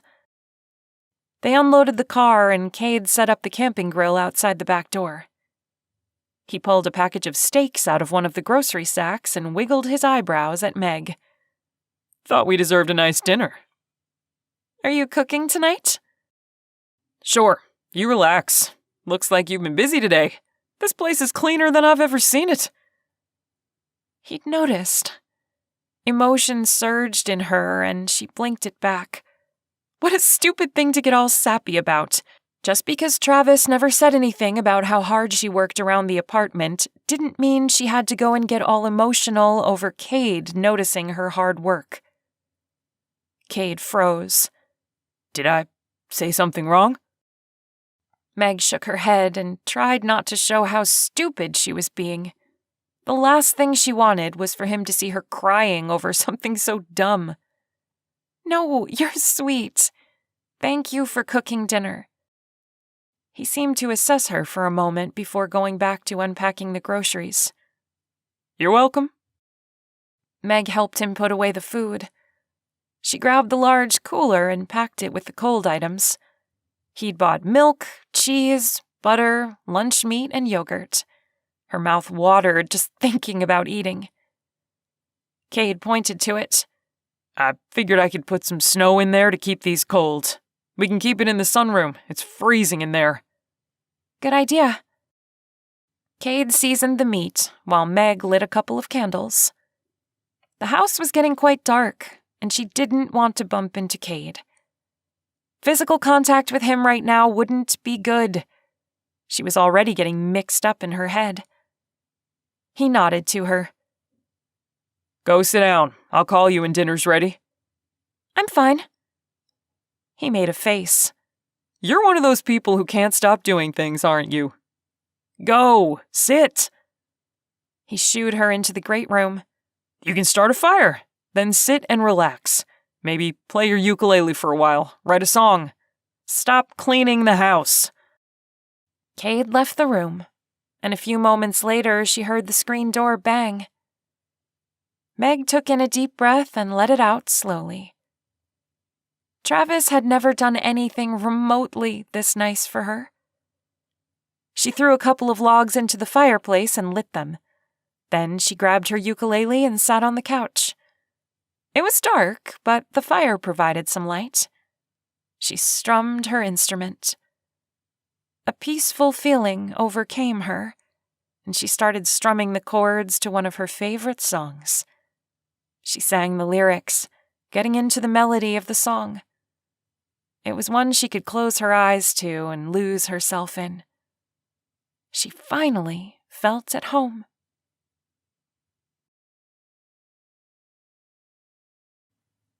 Chapter 9. Cade took the tongs and lifted the thick cuts of meat onto the little portable camping grill he'd purchased. Then he placed 2 corn cobs still in their husks next to them. It barely fit, but he made it work. After he seasoned the steak, he pulled one of the logs over to sit while they cooked. As he sat, he could hear the faint strains of Meg in the great room playing her music. When the meat was done, he put everything on a platter and brought it into the house. He lit all of Meg's jar candles and put them on the table, then set out the plates and dished up the steak and corn. Before he finished setting the table, he walked down to the river and filled the stockpot with water. Then he put it on the camping burner he'd purchased to let it heat up. He'd have to do that a few more times before Meg would have enough for a bath, but he figured he could let it heat while they ate. After the table was set and ready, he walked toward the great room.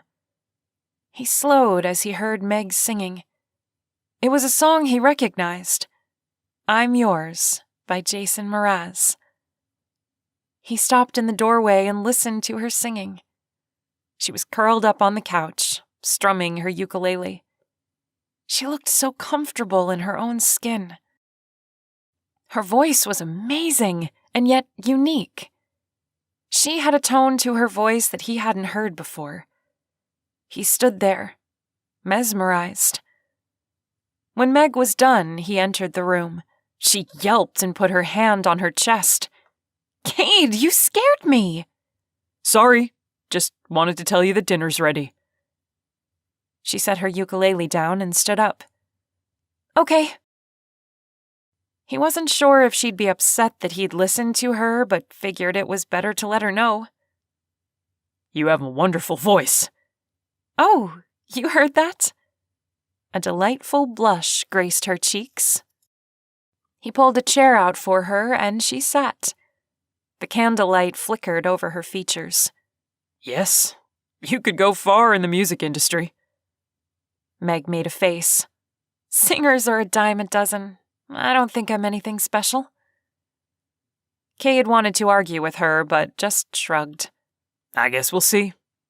Someday when you're famous, you'll have to give me props. Yeah, right. She picked up her fork. This smells delicious. Thanks. I've been known to cook a few good meals in my day. She cut into the meat. Women love a man who can cook. Her cheeks colored. I mean, some women. Cade couldn't help it. He laughed. Meg was clearly embarrassed, but she looked adorable. I know what you meant. You don't have to stammer. Oh, yes, I do. She fanned her face. Is it hot in here? It's delightfully cool in here. Cade chuckled and picked up his corn. He spread butter on it, then took a bite. The flavor burst in his mouth. It was the best corn he'd eaten in a long time. Or maybe he was just hungry. He'd skipped lunch. Meg motioned to him. If you could live anywhere in the world, where would you live? Cade chuckled. I actually like living in Omaha. But out here, in nature, I've kind of fallen in love. If I can prove my innocence. He let his voice trail off. Who was he kidding? He had a trial and everything. No one believed him. The bloody knife was in his bedroom. You live here? Meg finished for him. He wiped his mouth with a napkin. Yeah, he said, not wanting to talk about it anymore. What about you? Where would you live? Meg looked thoughtful for a moment. I'm kind of in that situation right now, aren't I? I can go anywhere to get a job and settle down. True. Cade studied her with interest. Where do you think you'll end up? She shrugged in a non-committal way. I don't know. It looked like she didn't want to talk about it anymore. Maybe she was uncomfortable with the uncertainty of her future. Cade could relate to that. The water over the fire probably needed changing by now. He stood. I'll be right back. He poured the hot water into the tub and proceeded to fill the stockpot again. It took a few trips, but after dinner he had filled the tub enough that he was satisfied. Meg entered the bathroom. Her eyes widened as she saw the warm water. I can't believe you did this. Before he could respond, she closed the distance between them, blinking her eyes like she was going to tear up. It's the nicest thing anyone has ever done for me. Cade was a bit taken aback by how moved she looked, especially since she'd been asking him for a hot bath since they arrived. It was nothing. No, it wasn't. She wrapped her arms around him and placed her head on his chest. Thank you. He wasn't sure what to do. He settled on hugging her for a few seconds, but then he forced himself to step back. He was starting to like Meg. If he was being honest with himself, he liked her too much for his own good. She was everything he ever wanted in a woman. But he couldn't fall for her, and he needed to remember that. Don't drain it when you're done. It wasn't all selfless of me to fill the tub. Meg smiled and shooed him out the door. Fine. I'll try not to enjoy this little slice of heaven for too long. Meg dipped the washcloth under the surface, then squeezed it over her knees. The water felt amazing. Bubbles from her soap congregated around the edges of the tub. The soft glow of the jar candles she'd placed on the tile floor made the room seem romantic. She leaned back and sighed. This was heaven. Just the right temperature, and the tub was fantastic. The perfect size to soak in. As she let the soothing water warm her, thoughts of Cade entered her mind.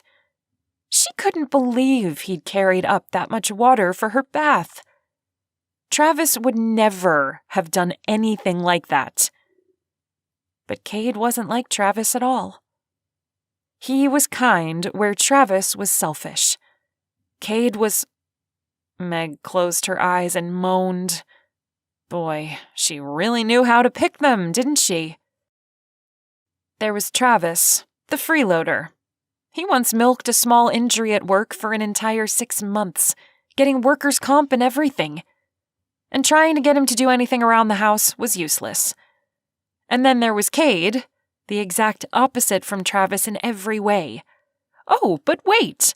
Cade was a convicted murderer. A fugitive running from the police. Nice. What did she do in her previous life to deserve this? She finally meets a genuinely nice guy, and he's so unavailable it's not even funny. Meg rolled her eyes. Who is she going to fall for next? Some mafia drug lord? She shifted in the tub, not wanting to stand up, but she knew she had to get out before the water got too cold. It wouldn't be fair to Cade. She wrung out the washcloth and draped it over the side of the tub. Then she stood and grabbed her towel. She dressed and wrapped her hair in the towel before leaving the bathroom. The house was completely dark, so she picked up one of the jar candles and made her way through the maze of rooms until she got to the great room. Cade sat by the fireplace, a book in his hands. He looked up when she entered. You done? It's all yours. What are you reading? He tossed the book onto her pile of blankets. Just something I found in the library. Thought it looked interesting.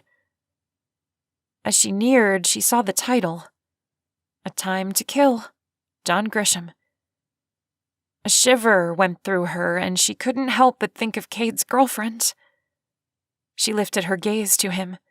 He didn't seem to see her unease. He stood and crossed the room.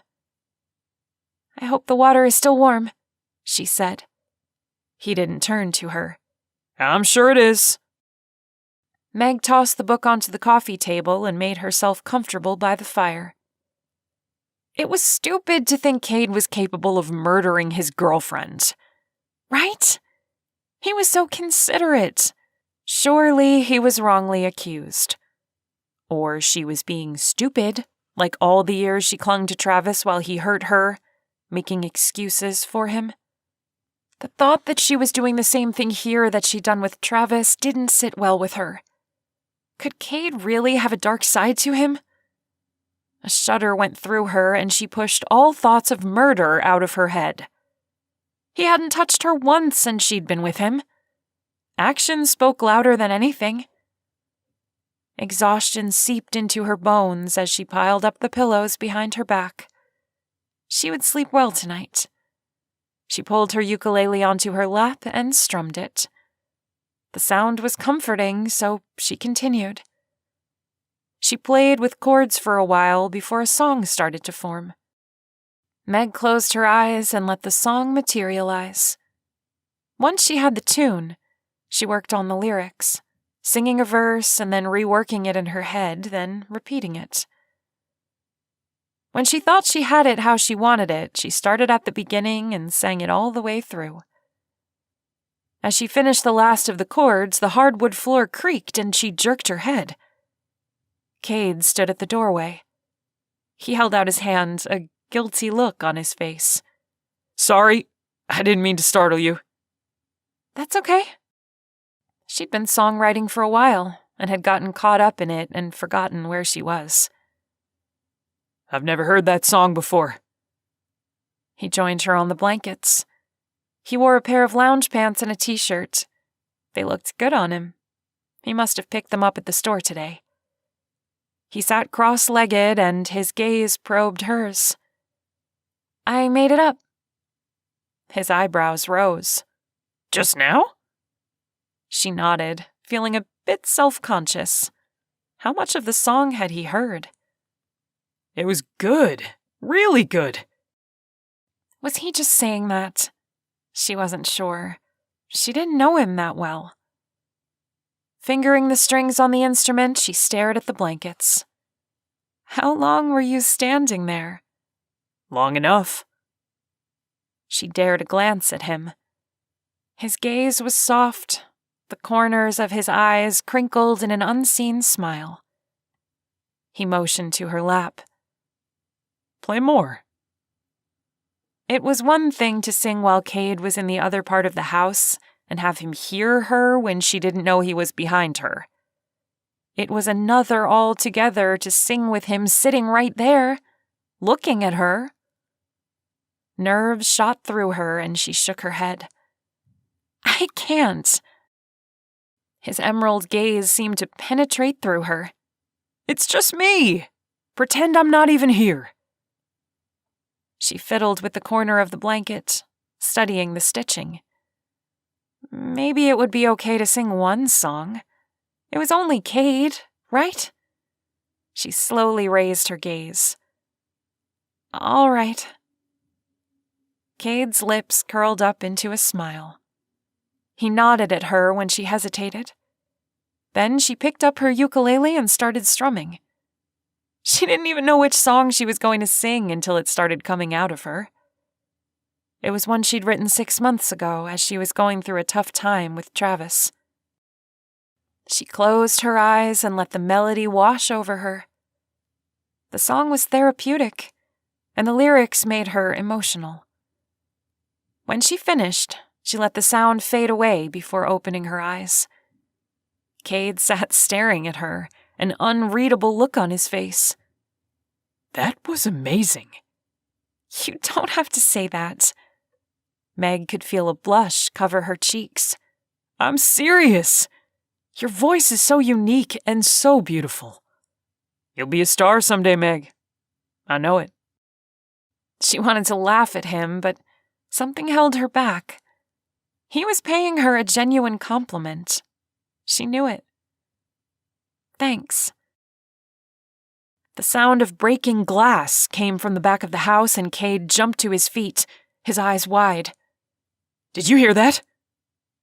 Meg's heart pounded. Yes! What was it? I don't know. Stay here. I'll go check it out. Cade scanned the room and grabbed the iron poker from beside the fireplace. He walked to the arched doorway, his bare feet padding on the hardwood flooring. He peeked around the corner, then he slipped into the darkness. Meg clutched the blankets. Was there a burglar?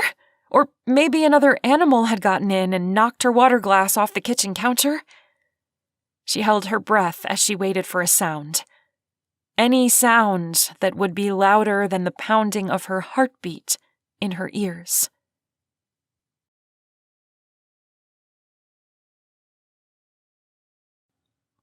Chapter 10. Cade clutched the fireplace poker in his hand and stepped into the music room. The sound had come from this part of the house, he was sure of it. Moonlight streamed in from the high circular window, hitting the shiny black wood on the grand piano. He scanned the room. The curtains moved, and he froze. Was someone hiding? As he crept across the room, he kept his gaze trained on the bottom of the fabric. When he was close enough, he took the poker and moved the curtain. Cool air rushed at him from an open window. He stared at it. How had he not noticed? He thought he'd checked all the windows. He took a step forward to close it, and pain sliced through his foot. Glass. He froze. Upon further examination, he realized a section of glass near the window lock was broken. Someone was in the house. He picked the piece of glass out of the bottom of his foot, wincing at the stabbing. Scanning the room again, he turned and raised the fireplace poker, gripping it harder. Come out, he said. I know you're in here. Silence answered him. After he checked the music room thoroughly and found no one, he checked the library and the kitchen. He winced as each step sent a stab of pain up his heel. He opened the door to the pool room and stepped onto the concrete. A rough hand grabbed him from behind, and Cade dropped the poker. It clattered on the cement, echoing through the massive room. The man wrapped his arm around Cade's neck, cutting off his air. Don't move. His voice was gruff, and he smelled of cigarettes. Cade struggled against the man until he pressed a gun to Cade's temple. I mean it. Stop moving. Cade froze, and the man loosened his grip. Cade sucked in a breath of air. What do you want? There's a girl here with you. Where is she? Travis. It had to be. How had he found them? There was no way he was going to take him to Meg. Cade nodded, but as soon as the man let go of his neck, he turned and threw a punch. His fist smashed into Travis's jaw, his head snapped back, and Cade grabbed for the gun. Travis's grip was tight, and he yanked the gun away. Cade picked up the poker and swung it. It connected with Travis's arm. He cried out, and Cade made another grab for the gun. Stop fighting or you'll regret it, the man said as Cade desperately tried to get the weapon away from him. I'm going to call the police. Cade couldn't call the police, but Travis wouldn't know that. The man tried to get the gun pointed at Cade's head, but Cade was too strong. The gun went off, and one of the high windows shattered. Cade twisted Travis's arm so the pistol was pointed at Travis's chest. Travis scowled and moved forward, forcing Cade back toward the empty pool. Cade struggled to gain his footing, but Travis wore boots, and Cade's bare feet slid helplessly on the concrete, his injured foot leaving streaks of blood. Where is the girl? Travis said. Cade shoved the iron poker under the man's chin, trying to cut off his air while still holding the gun off himself. What do you want with her? The man snarled. I don't leave witnesses. Cade's foot was to the edge of the pool. He could feel the rough corner. Travis shoved Cade just as Cade twisted, sending them both over the edge. Travis hit the dry cement. Cade landed on top of him, the gun still pointed at Travis's chest.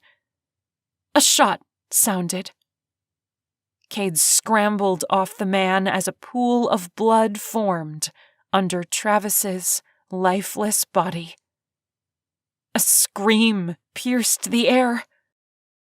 Cade turned to see Meg standing on the edge of the pool. He ran to the ladder and climbed up, then he pulled Meg into his arms. It's okay now. He can't hurt you anymore. Meg stiffened in his arms. And when he released her, she took a step back from him. Her gaze bounced from him to Travis lying on the bottom of the empty pool. You killed him. Cade felt a slow panic rise in his chest. He was after you. He had a gun. I was protecting you. What do you mean he was after me? I don't even know who that man is. His throat constricted, and he had to force air through. The man at the bottom of the pool stared up at the high ceiling. His long hair fanned out around his head. He had a scar under his left eye. That's not Travis. No! Meg stepped back again, her face a deathly white. You killed a stranger. Meg's words filtered through the fog in his brain. If this wasn't Travis, who was he? Had Travis sent him? He took a step toward Meg, but she shied away from him, staring at him with wide eyes. Cade swallowed the bile burning his throat. He broke into the house. He had a gun. Meg didn't move, didn't even acknowledge he'd spoken, and Cade grew desperate. He would have killed both of us. It was self-defense, I swear. She seemed to snap out of whatever trance she was in. Yes, of course. She turned from the pool as if to shield herself from the grotesque scene. You had to. We have to get out of here. Meg's gaze snapped back to him. What? Someone knows we're here. Your brother? She whispered as her hand flew to her face. No, Travis. How would Travis know where we are? He can barely figure out how to cook a microwave dinner. How could he track us? A sick feeling started in Cade's belly. She was right. He had told his brother about Meg and exactly where they were. It only made sense that Nicholas had sent someone. But Nicholas couldn't. Could he? It was his brother, his own flesh and blood. I don't know, he finally said. Maybe. All I know is we're in trouble. Cade peered down at the man still clutching the gun. They needed protection. Even though it was almost too disturbing to think about, he started down the ladder. What are you doing? Getting the gun. Meg's high-pitched voice echoed through the room. You're going to touch him? Cade knelt, careful to avoid the pool of blood. I have to. We need to be able to defend ourselves. Meg didn't say anything else while he pulled the gun out of the man's hand and climbed back up the ladder. We need to leave, now. Meg swallowed and nodded. Okay. Just grab your essentials. We have no idea if anyone else is coming. You're limping. Is that blood? Cade didn't stop. It's nothing. We have to hurry. It's not nothing. You're hurt. Meg pulled on his arm until he slowed. How bad is it? Not bad. I just stepped on some glass. It will heal. Let me clean the cut before we leave, then. Panic rose again in him. Let's clean it after we get to a hotel. Right now, we have to get out of here. The gun felt heavy in his hand. Meg seemed to quickly calculate something in her head before she nodded. All right. He rushed to gather his clothes and some toiletries, stuffing them into a duffel bag along with the cash his brother had wired. He pulled on his shoes, not even bothering with socks. Meg grabbed her ukulele and headed toward the front door. Is that all you're taking? Most of my clothes are still in the back seat. This is all I care about. Cade blew out the jar candles. All right then, let's go. When they got to the front door, he grabbed Meg.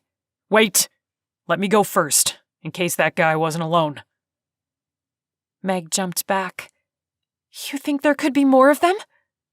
I don't know, but it's best to be careful. He opened the door and scanned the front yard, holding the gun. A black truck sat next to Meg's car. He couldn't see anyone in the windows, so he crept out onto the front steps. I think we're okay, he whispered. But wait there for me. Once I get to your car, I'll drive up and you can get in.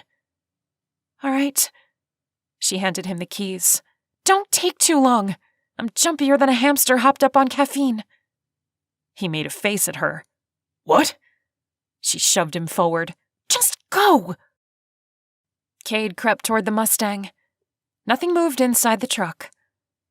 As he neared, he could see the truck was empty. Relief flooded over him as he unlocked the Mustang and took the driver's seat. He tossed his bag into the back along with the gun and cranked the key. After the car started, he shoved it into drive and floored it. He jerked to a stop beside the front steps. Meg got into the car and slammed the door. He pulled out onto the driveway, then followed it to where it connected to the road. I think we're okay. No one else was in the truck. I think he was alone. She tugged her seatbelt over her and clicked it into place. Where will we go? It doesn't matter. Anywhere. I have money now. Cash?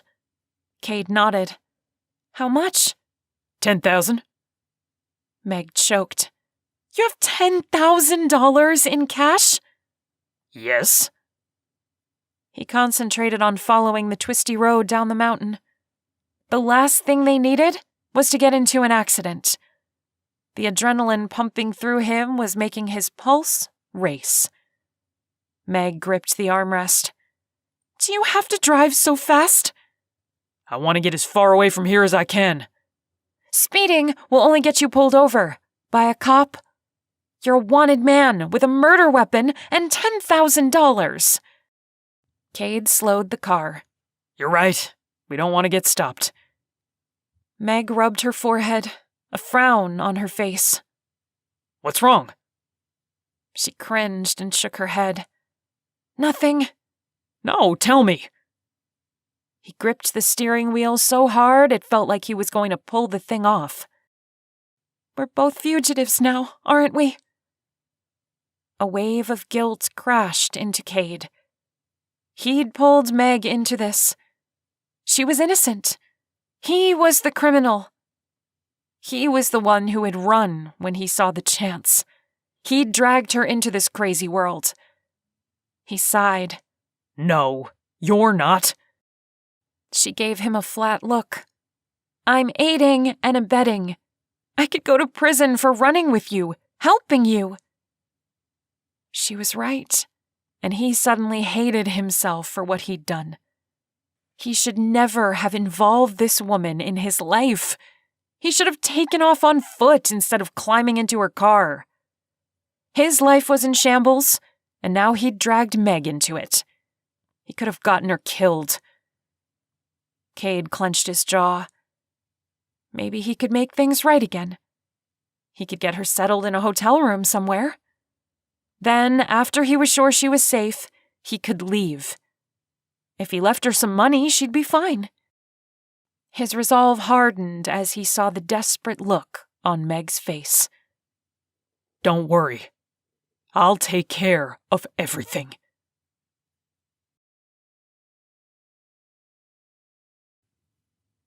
Chapter 11. Meg woke with a start. When had she fallen asleep? She'd been too keyed up to sleep the first few hours on the road. She must have dozed off somewhere around 2 o'clock. She sat up and peered out the car window. They were stopped and Cade was pumping gas. It was still dark outside and she checked the clock. 4:30. The driver's side door opened and Cade stuck his head in. Do you need anything? Meg shook her head. No. Then I'll go in and pay and we can head back out on the road. She nodded, feeling disoriented. Where are we? Buffalo, Wyoming? That didn't mean much to Meg. She closed her eyes and laid her head back on the headrest. As he walked into the gas station, she noticed he'd changed out of his clothes. Good thing. He had some of that man's blood on his shirt. She moaned and rubbed her temples. What was she doing? She shouldn't be anywhere near this man. He'd killed that intruder. He may have killed his girlfriend, too. Why was she helping him run from the law? And now he was headed north. To Canada? He couldn't get across the border, could he? She had to get out of this situation. This was such a bad idea, it wasn't even funny. If she stuck with him, his brother would just send another goon after them, and she'd end up worse off than if she'd just stayed with Travis. She subconsciously touched the bruise on her cheek. Cade came back to the car and got in. Meg turned to him, concern for him swelling despite her unease. You're still limping. Did you bandage your foot? I stopped at a rest stop an hour ago and cleaned it up. I'm fine. You must be exhausted. He gave her a guilty expression. The adrenaline wore off a couple of hours ago. Let's stop then. She bit her lower lip, unsure if she was making a mistake. Well, another mistake. She probably had been making a lot of them over the last couple of days. Cade's shoulders dropped, and he gave her a small smile. That's probably a good idea. He put the car into drive and pulled out of the station parking lot. I'll find us a place. Meg relaxed back into her seat. She'd be sleeping in a bed soon. She couldn't wait. Cade drove up to a hotel and parked the car. I'll run in and see if they have any rooms. Thanks. Meg closed her eyes and must have drifted off because she jerked awake when Cade came back into the car. He started the engine. There's a convention in town. They only had one room left, but it's a suite with a bedroom, so I can sleep on the couch. For some reason, this small act of kindness touched Meg. Warmth swelled in her chest, and she blinked back the sudden emotion. Unable to speak, she just nodded. No, Cade wasn't like Travis. He parked the car and got out. I'll get your clothes. He handed her the key card and pointed to a door marked Entrance E. Room 234. Meg clutched the piece of thin plastic, another wave of unease going through her. She was being stupid, she knew that. But what else could she do? She needed sleep. Maybe tomorrow she could think things through. She would form a solid plan in the morning. Besides, if he was out to harm her, wouldn't he have done it by now? The hotel room was nicer than Meg was used to. There were 2 bathrooms and a king-sized bed. She slipped off her shoes, then quickly changed into her pajamas, and was asleep before she had time to think any more about her situation. Meg awoke the next morning, sure she hadn't moved at all during the night. She'd been so far out of it she had no idea what time it was. When she checked the clock, she wasn't surprised to see she'd slept past 9. Oh well, she had needed the sleep. The shower felt amazing, and she made a mental note to thank Cade for getting them this hotel room. By the time she was put together, it was almost 10. As she gathered up her clothes, she wondered if Cade had even gotten up yet. She could not hear a sound in the other room. Maybe she should let him sleep. He had been up quite late. She shoved her dirty clothes into the garbage bag Cade had brought in. Thinking about him made her smile. That was what he was like. He did nice things for her without even thinking about it. After she was packed up, she decided to peek in on Cade. She opened the door a crack to look at the couch. It was empty. She entered the living room area of the suite. Cade wasn't there. She checked the bathroom and it was empty as well. Where was he? Then she saw it. A stack of cash sitting on the desk. Her heart sped up as she made her way to look at the note he'd left behind. Meg, thanks for your help. I don't want to endanger you any further. Take this and start that new life you deserve. Don't give up your singing. I want to see you on YouTube soon. All the best. Cade. He'd left. She waited for the relief to come. The relief that she was no longer tied up in a fugitive's life. That she wasn't going to be tossed into prison for helping Cade. But it didn't come. For some reason, her emotions were all jumbled up, and the first one to surface was anger. Why had he left her? Why didn't he say where he was going? She'd helped him in the middle of the night when he had nothing. And now that he had some money, he'd split. But then guilt surfaced. He hadn't left because of something she'd done. He was protecting her. She knew he didn't want her caught up in his mess. She fingered the bruise Travis had left on her cheek. It wasn't as tender. It was healing. Her heart was healing. And Cade had been a big part of that. She looked at the car keys sitting beside the cash he'd left. He was on foot. Where would he go? What would he do? The thoughts made her uneasy, but she tried to push them out of her mind. He was a grown man. He could take care of himself. She grabbed her black trash bag and stuffed the cash in the middle, covering it with clothes, her heart swelling. Cade was taking care of her, even in his absence. She had never known a man to be like that. Travis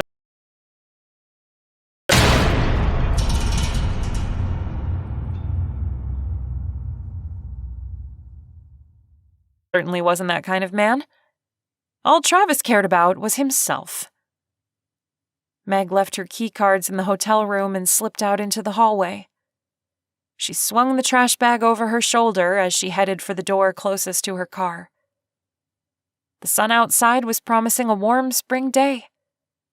She opened the trunk and placed her garbage bag in. A man leaning against a truck stared at her as she situated her belongings. Why was he staring at her like that? She closed her trunk and got into the Mustang.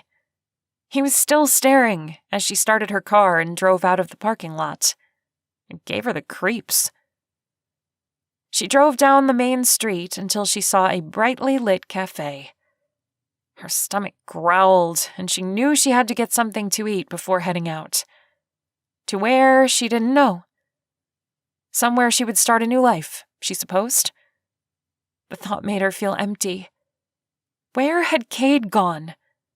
Could she just leave him in this town? The thought of him getting arrested and taken back to prison gave her a shudder.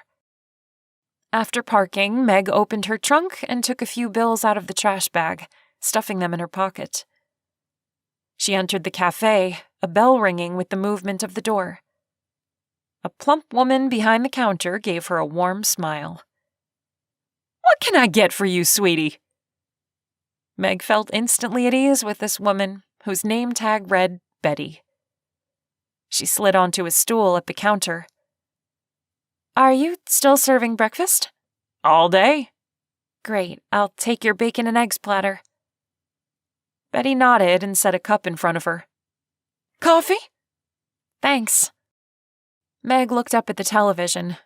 An anchorman was standing in the middle of a hurricane, water hitting his face and debris flying behind him. He struggled to shout into his microphone. As Betty poured the coffee, Meg pointed to the television. Why do they do that? Send people out to deliver the news in the middle of that? Like we can't understand what a hurricane is. Betty chuckled and shook her head. "Seems pretty dumb to me." Meg's mind wandered as she waited for her breakfast. What was Cade doing right now? Had he found transportation, or was he still in town? A man sitting at a table with a laptop open caught her attention, and she knew. Cade's goal was to prove his innocence. He was probably on a computer somewhere, trying to find evidence. She shook her head. Why was she still thinking about Cade? She was never going to see him again. The thought didn't sit well with her. She'd only known him a few days, but they had been intense. She'd really gotten to know him well. He was kind and thoughtful. He was not a murderer. The thought came to her with such certainty that she couldn't deny it. She knew Cade had not killed anyone, and he did not deserve to be in prison. Betty bustled over to her and set down a plate in front of her. The smell of the bacon made Meg's stomach growl. "Thanks," she said, picking up her fork. Betty smiled at her as she wiped the counter space down with a rag. Meg was so hungry she could hardly stop herself from inhaling the food. Before she knew it, her fork was scraping the empty plate. Betty refilled her cup of coffee and chuckled. "Funny, that girl looks just like you." She pointed to the TV with her chin. Meg's gaze landed on the screen and her blood froze. Her Facebook profile photo took up half the screen, with a picture of Cade beside it. The words, "Armed and Dangerous," hung in large lettering across the top.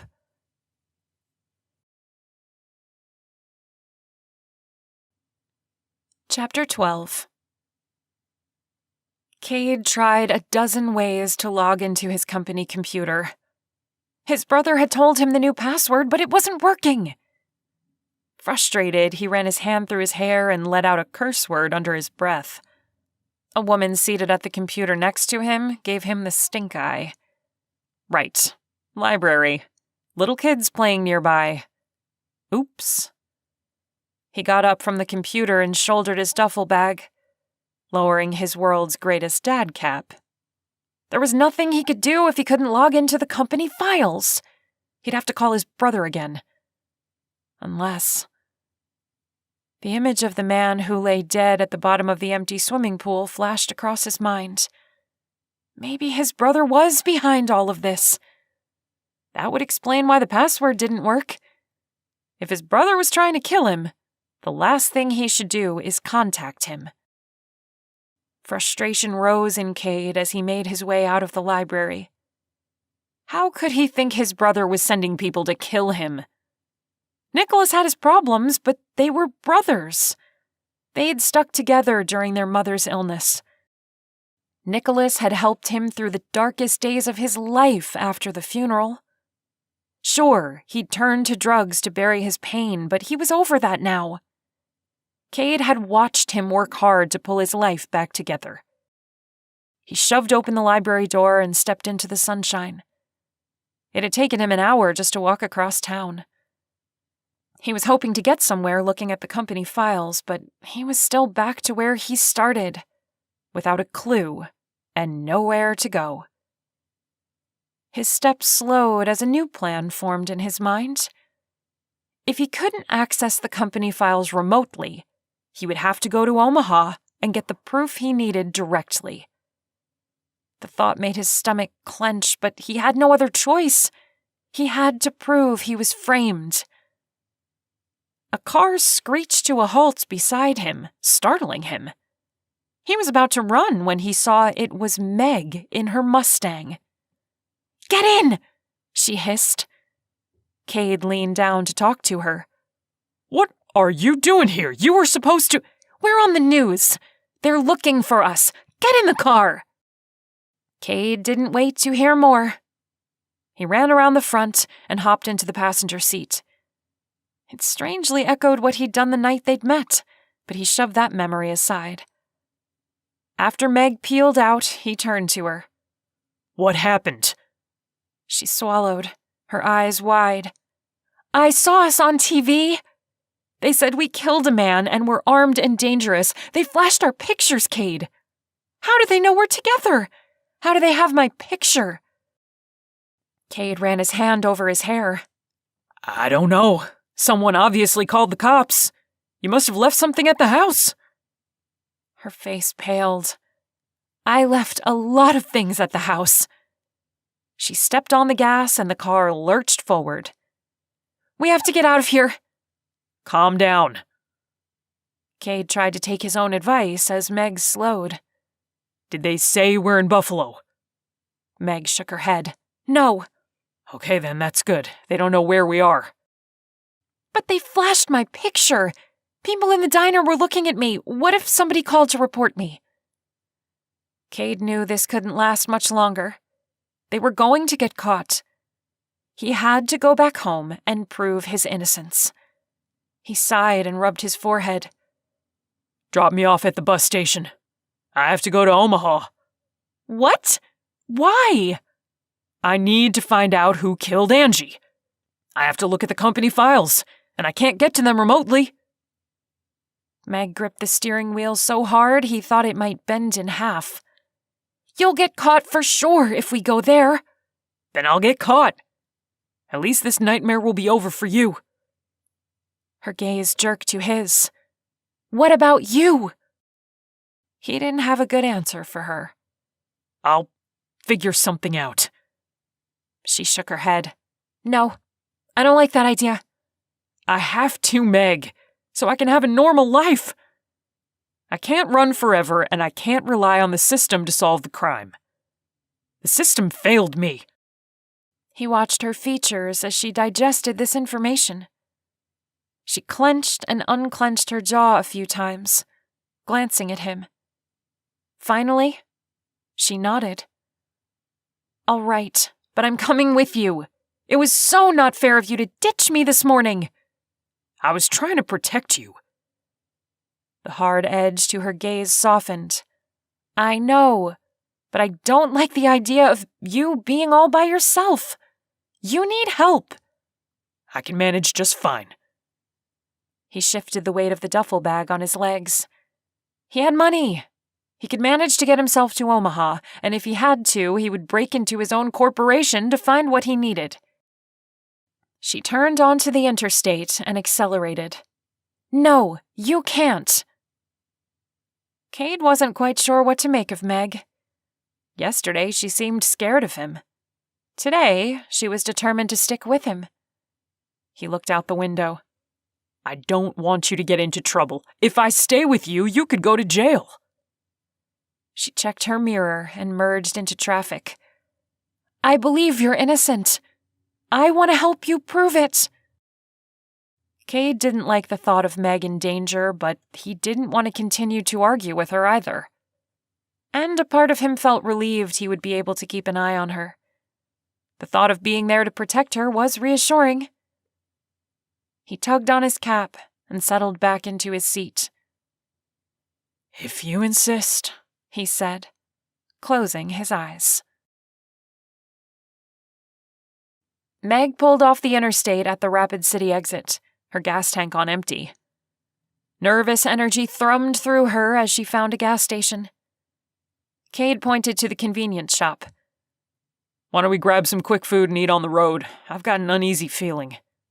I agree. I don't want to stay in one place too long. Seeing my photo on the news freaked me out. Go in, find something to eat. I'll fill the tank. Meg nodded and opened her car door. I'll meet you inside. She clenched her hands into fists as she walked up to the glass door, sure everyone in the store would recognize her. Luckily, the place was almost empty. A buff biker dude stood by the soda machine surveying his options, and a skinny teen stood behind the counter checking out a lady. Meg ducked into one of the aisles.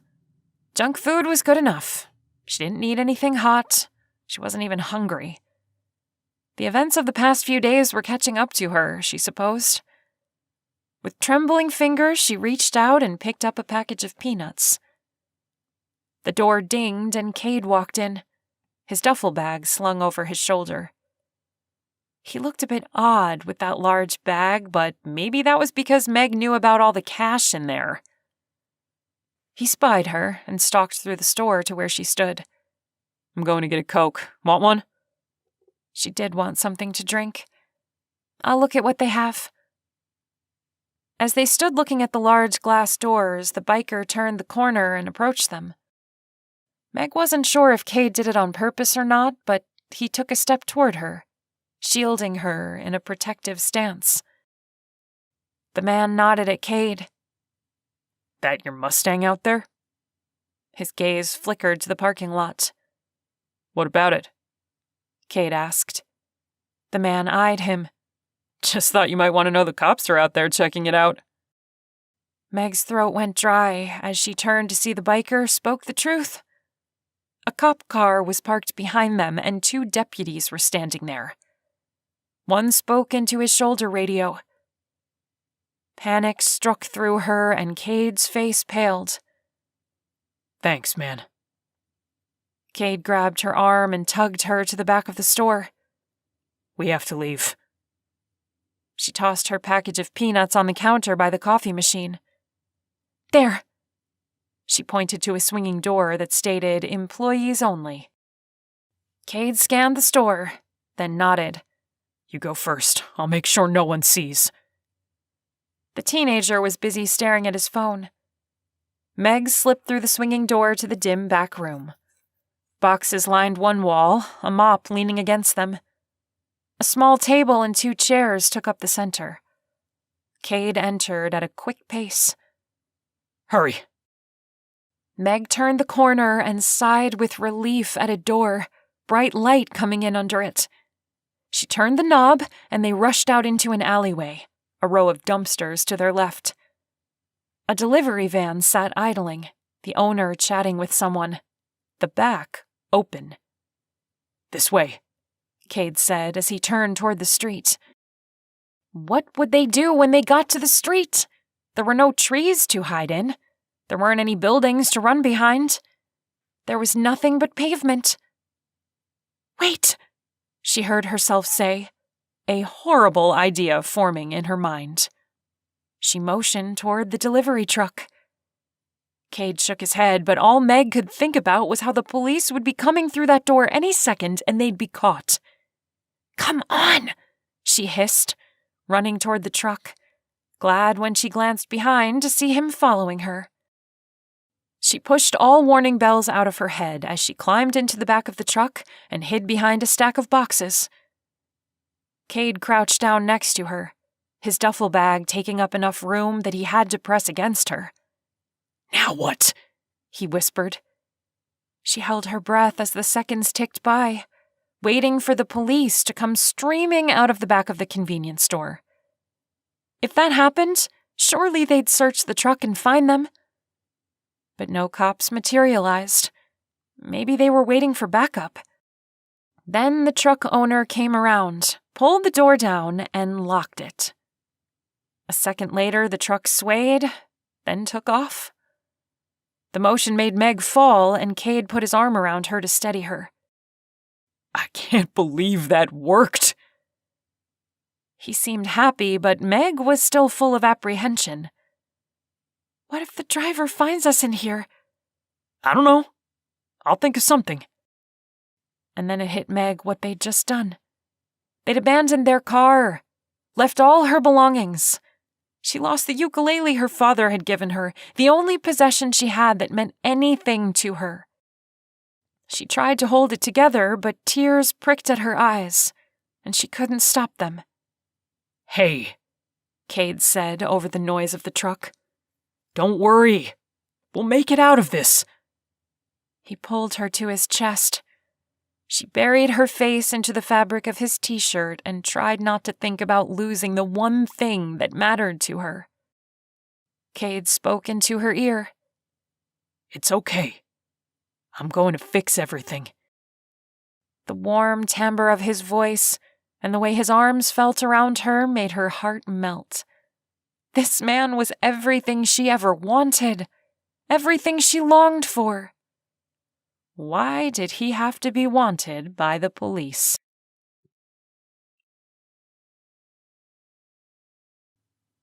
Chapter 13. Cade held on to Meg. He hated what he was doing to her, hated putting her through this. She'd been through enough.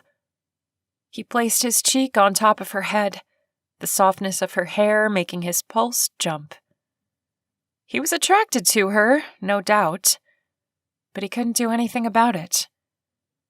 She pulled back and gave him an embarrassed smile. "Sorry, that was stupid. We almost died yesterday, and I'm upset about a ukulele." "It meant a lot to you. That's not stupid." She wiped under her eyes. "I guess we're stuck in here until he stops." Cade nodded. Meg's eyes grew large.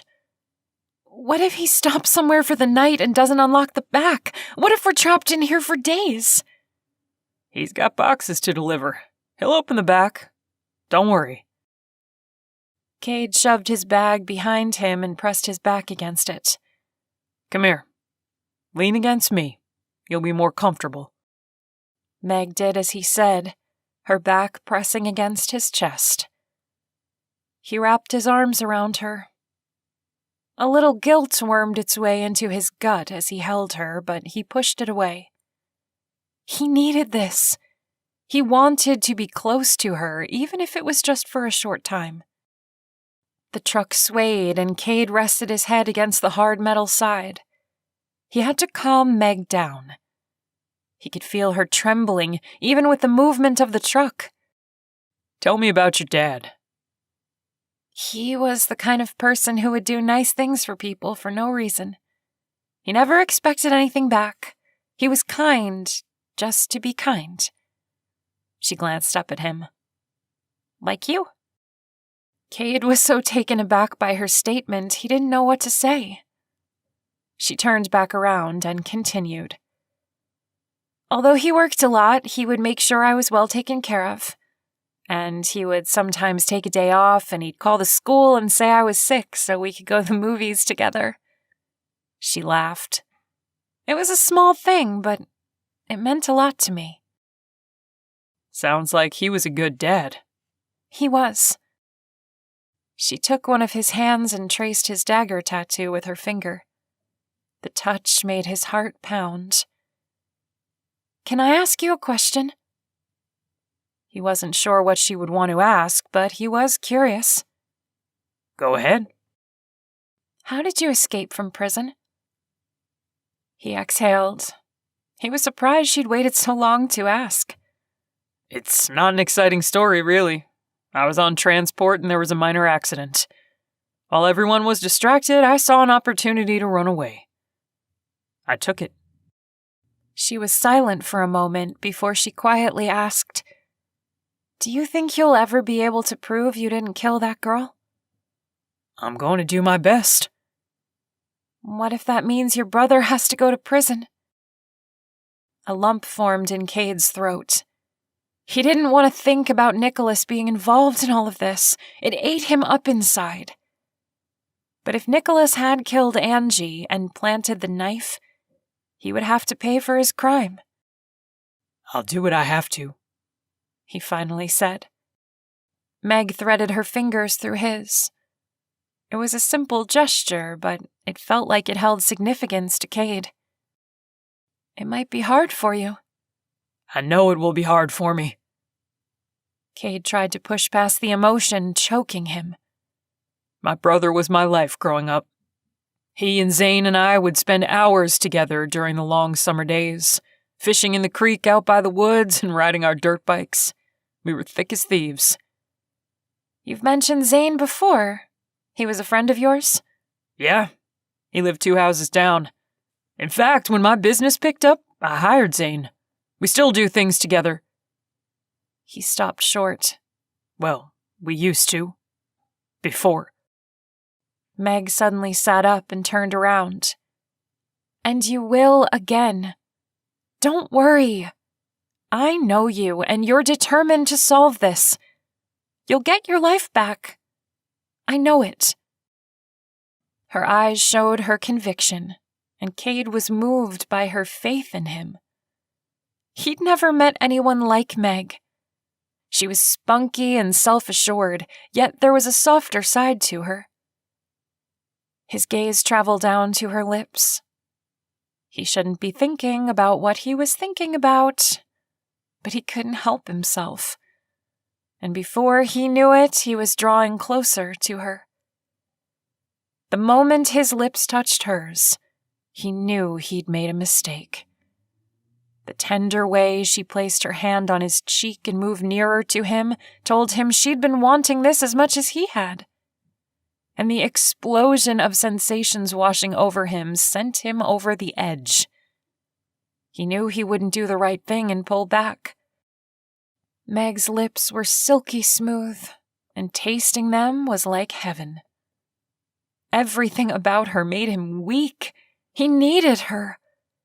He had no idea why or when things had changed, but he knew he couldn't live the rest of his life without her.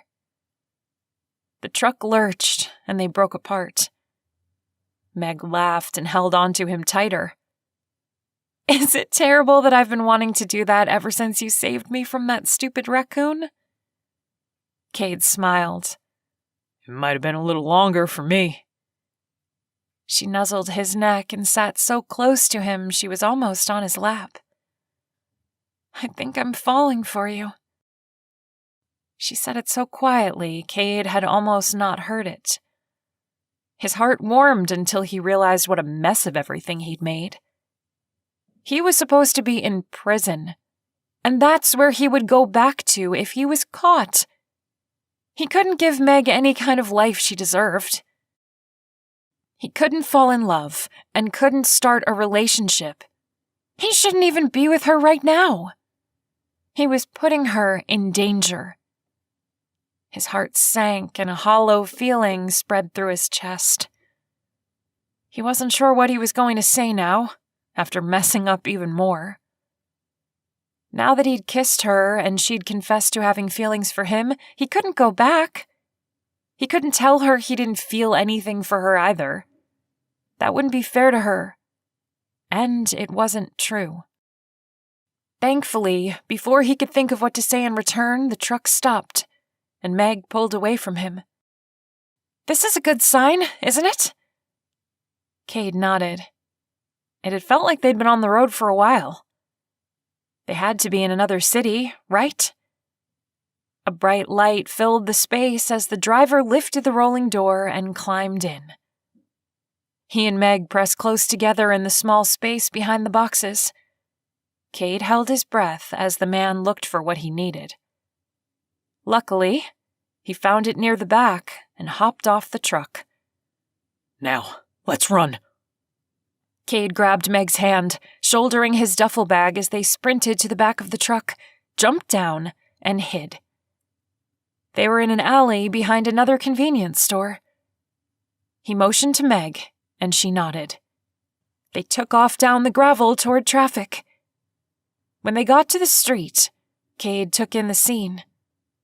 They were near the interstate. No cops were there waiting for them. They were in the clear.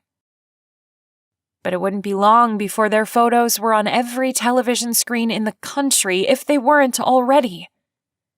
They needed a car so they could get to Omaha. That was the only way he could fix all of this.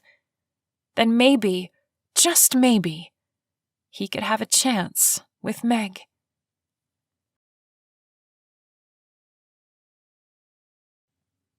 Chapter 14. Meg parted the curtains and peeked out at the hotel parking lot for the 10th time. Still no cops. She could barely believe it. They'd found an old Toyota someone was selling off their front lawn for $2,000, and now they were somewhere in the middle of South Dakota. At least the cheap hotel looked clean. "You're going to stress yourself out." Cade walked out of the bathroom and toward the bed closest to the wall. He was buttoning up his pajamas.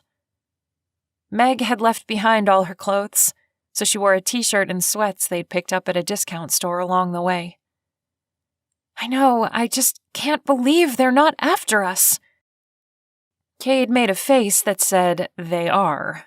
But instead, he said, "Brush your teeth. Stop worrying." He was right. It didn't do any good to worry about it. She went into the bathroom, grateful once again for simple toiletries. She got ready for bed and walked across the room, turning out the lights as she went. Cade was already buried under his covers, his breathing even. She crawled into bed and turned off the last light. "Good night, Meg." His voice surprised her, and it struck her kind of oddly, like they were in a normal situation.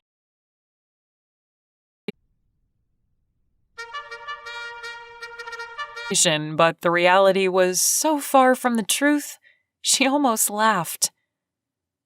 "Good night, Cade." Meg drifted off to sleep, her anxiety about the police evident in her dreams. Everywhere she turned, a cop was after her. But the worst dream was about the man who broke into the mansion.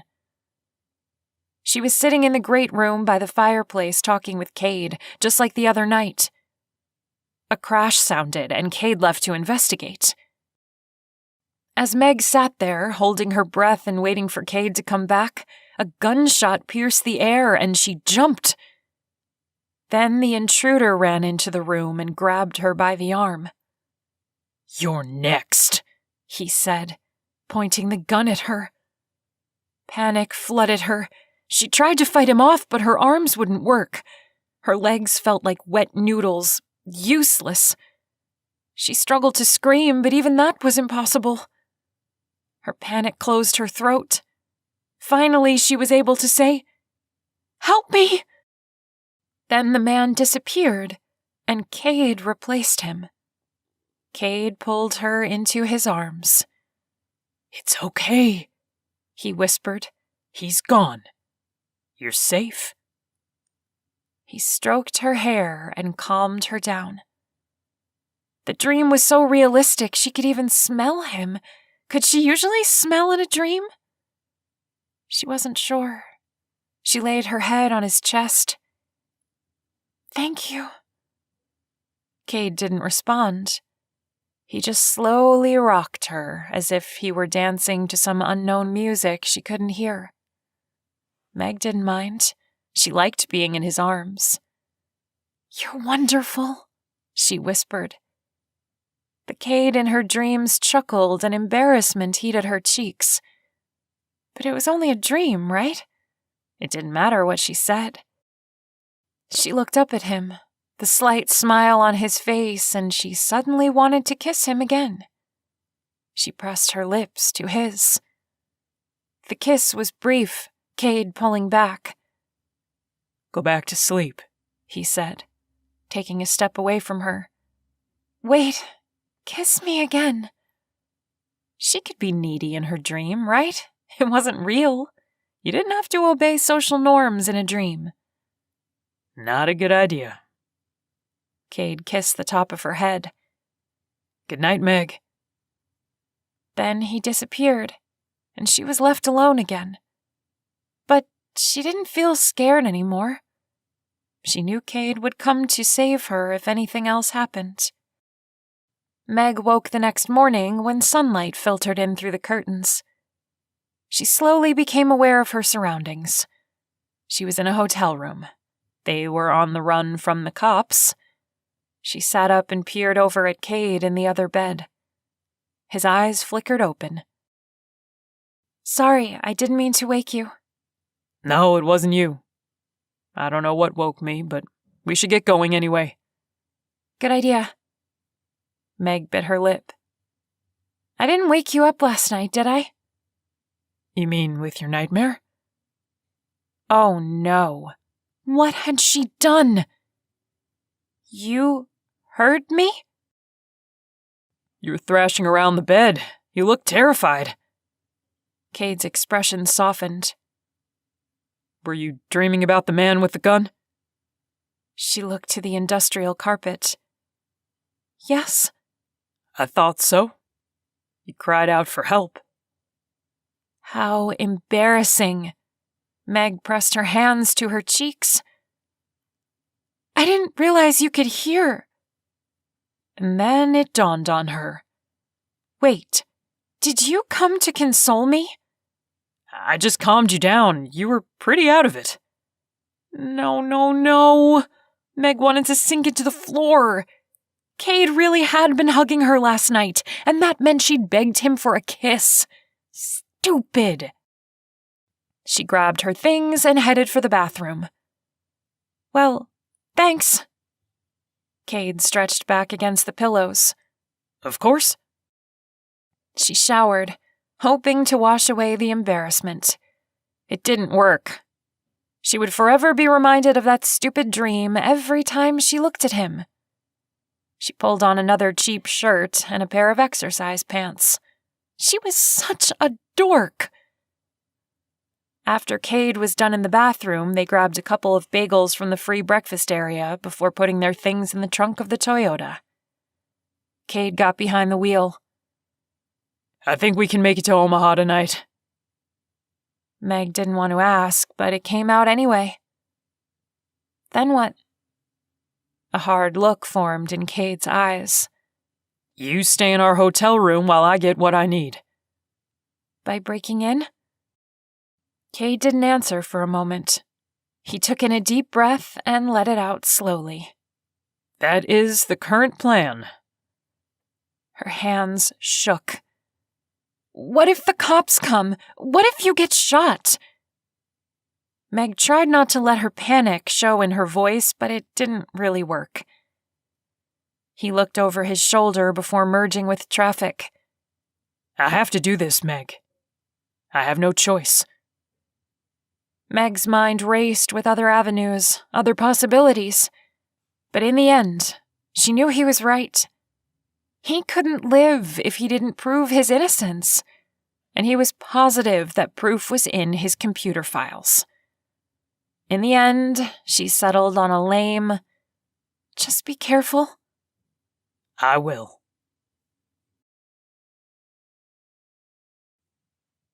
Chapter 15.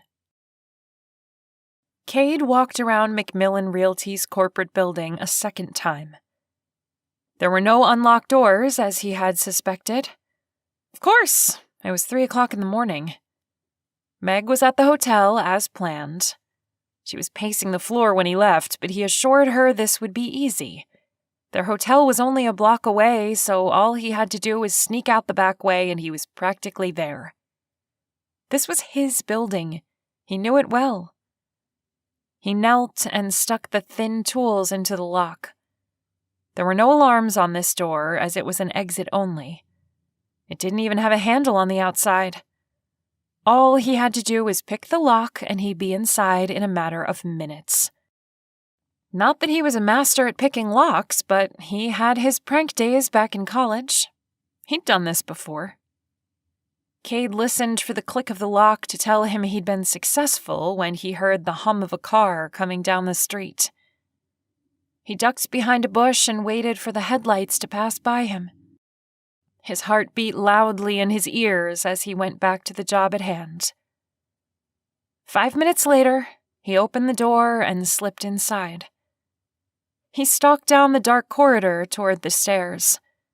He had to get to his brother's office on the 5th floor. If his brother was the one who had been stealing from the company, it should be easy to find on his computer. Cade wasn't surprised when Nicholas's office door wasn't locked. His brother had always been too trusting. He sat down on his brother's chair and flipped on the computer monitor. When the screen came up asking for a password, he opened the drawer and fished around for his brother's book. He used to joke with him about it. Most men carry around a little black book filled with women's phone numbers. Nicholas's black book was filled with his passwords. He found it and typed it in, the screen flicking and a bright photo showing on his desktop. Cade's throat closed as he looked at a picture of him, his brother, and Zane standing on a log near a campsite. Nicholas looked like he was almost falling, and Cade had his arm around his neck, trying to steady him for the picture. Zane was laughing. Cade wondered once again how his brother could have killed Angie and planted the knife in his home. It couldn't be him. And yet, the man who broke into the mansion was proof. His brother had been the only one he'd contacted. Cade brushed aside his emotions and logged into the company software. No matter what, he was going to find out who was responsible for this mess. He knew right where to look. He'd been researching the missing money before Angie died. He combed through the files, looking for the one he needed. A noise carried from outside the office, and Cade froze. The janitor wouldn't be here at this hour, would he? Cade honestly didn't know what time the building was cleaned, but he doubted it would be 3:30 in the morning. He waited, staring at the office door he stupidly left open. Just when he was about to tell himself he'd imagined the noise, Nicholas jumped into the office, a stapler raised high in his hand. Cade? His eyes widened. Is that really you? Cade stood, his emotions all over the place. Nick, why didn't you tell me you were coming here? Nicholas crossed the room in 3 strides and pulled Cade into a hug. It's so good to see you're all right. When Nicholas stepped back, Cade smirked and pointed to the stapler he still had clutched in his hand. What were you going to do with that? Nicholas blushed. You tripped the alarm, man. I had no idea who was in the building. And you were going to ward off an intruder with a stapler? You're right. That was stupid. He set it on the desk. I'm going to call the service and tell them some animal tripped the alarm. He pulled out his cell phone and dialed. Cade watched his brother as he talked on the phone, his chest feeling heavy. Had his brother really sent a murderer to kill him? Cade couldn't imagine anything of the sort.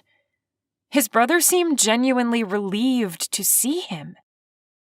Nicholas got off the phone and sat on the edge of the desk. "What are you doing here? If you would have called, I could have let you in. You didn't have to break in, you know." Cade swallowed. "The day I called you, some guy showed up at the mansion with a gun. He tried to kill me and Meg." Shock registered on Nicholas's face. "What?" Cade nodded and sat back down in the chair.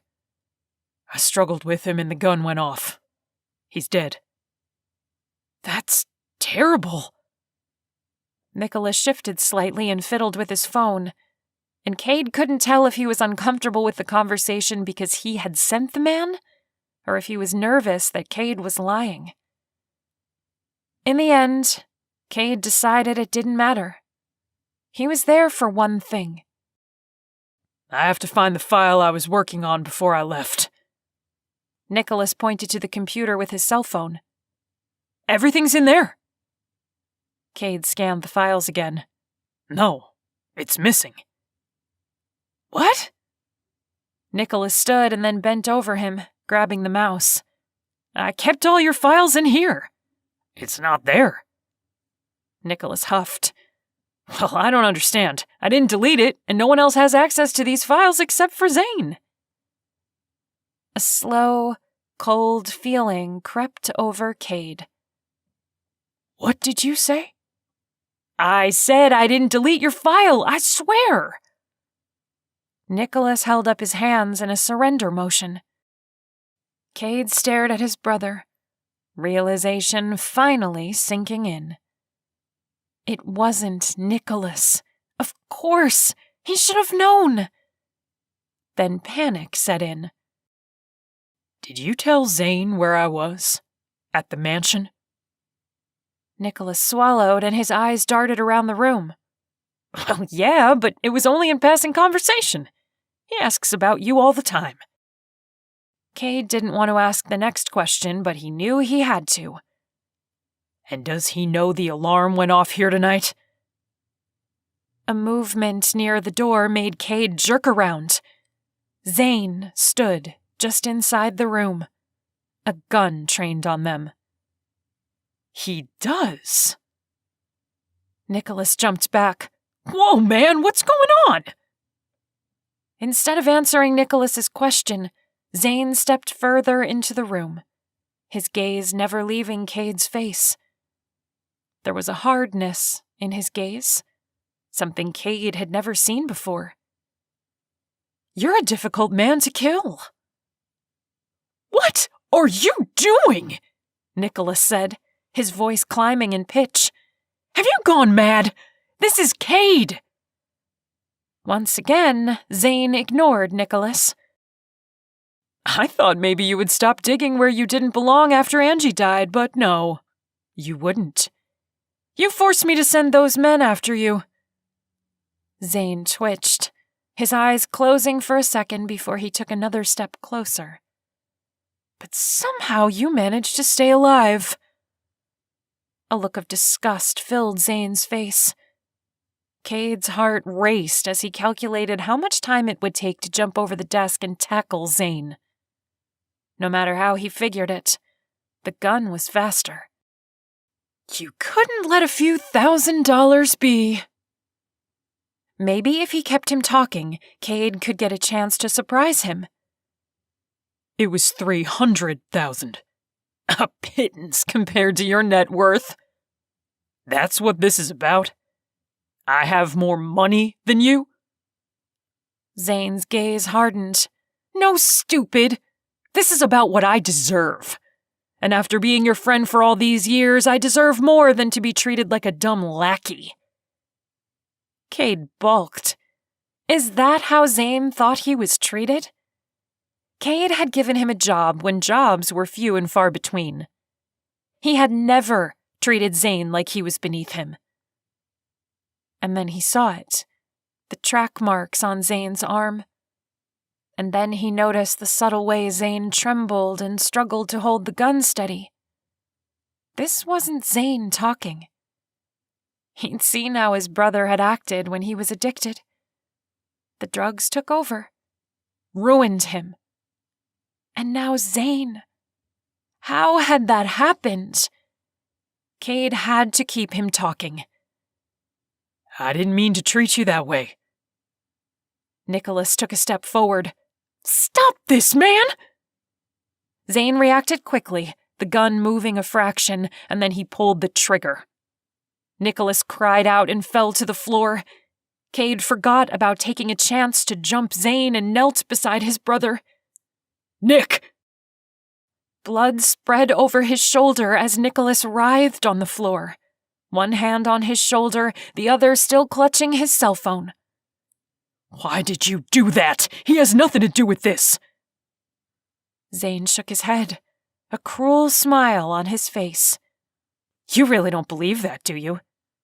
Now that he knows everything, did you think I was going to let him live? Rage bubbled up inside of Cade. Everything that had happened was Zane's fault. Going to prison, the men attacking him and Meg almost dying. His brother now bleeding on the floor. He sucked in a breath, trying to calm himself and figure out how he was going to get the upper hand. You always had the perfect life. Cade hadn't realized Zane had resumed talking until that statement filtered through the haze of his brain. Perfect life? How? My mother died when I was a kid. At least you had a mother. I don't even know where mine is. You grew up in a comfortable house. You were... Shut up! Zane waved the gun in Cade's face. You always had the upper hand. You were the one with a family that cared, a successful business, a ton of money. And now look at you, shaking in fear. The mighty Cade McMillan reduced to a trembling little man. Something outside the office moved, and Cade froze. Just beyond the glass stood Meg. She held the gun they'd taken from the intruder. No! What was she doing here? She was going to get hurt. Cade slowly stood up, his hands raised. Maybe if he distracted Zane, he wouldn't see Meg, and he could motion for her to leave. Look, man, I don't want any more trouble. You want money? I'll give it to you. I won't call the cops. He took a step toward the windows. I'll give you cash. How much do you want? He could see the hungry look in Zane's eyes as he thought about how much to ask for. Seconds ticked by as Cade moved farther away from the door. His gaze flickered to Meg, and he hoped she could see his silent pleading. Leave. Now. As Zane was distracted, Cade made a motion with his hand for her to go away. Meg shook her head and stepped into the room.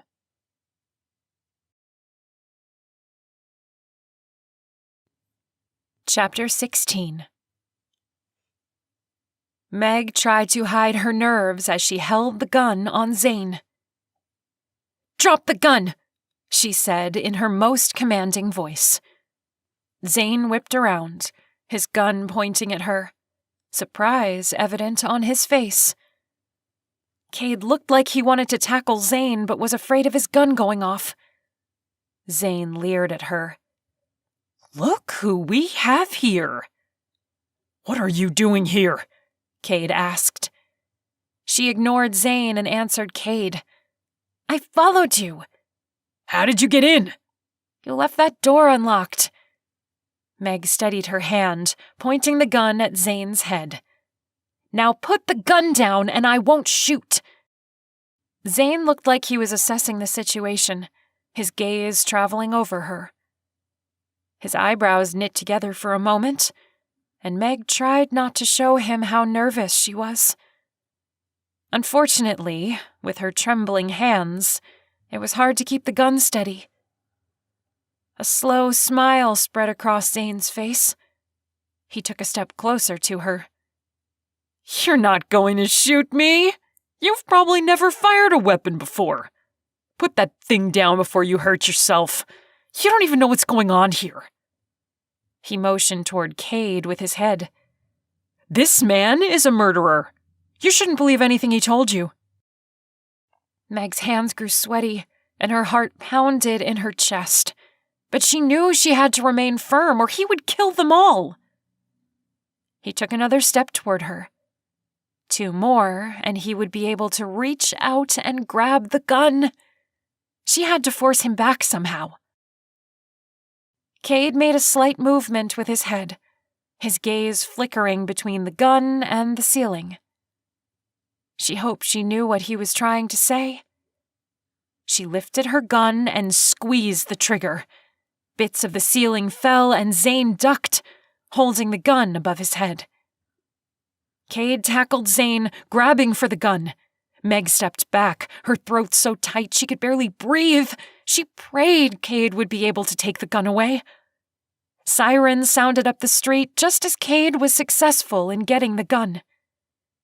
Zane scrambled to the windows and threw his hands up in the air. "Don't shoot! It will look like you shot Nicholas. You'll go back to prison."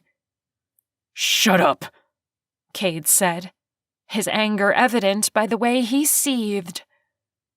But Meg knew he wouldn't kill Zane. She trusted him. Nicholas groaned and rolled over. "I called 911. They've been listening to us this whole time." Meg's heart rose into her throat. They know the truth, then. "Yes." Cade crouched down behind his brother. "Hang on, they'll be here soon," he said, never taking the gun off Zane. The cops stormed in a moment later.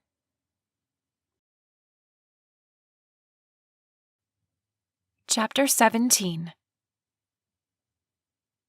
Meg watched her video a 3rd time, making sure she sounded good and it didn't need any further editing.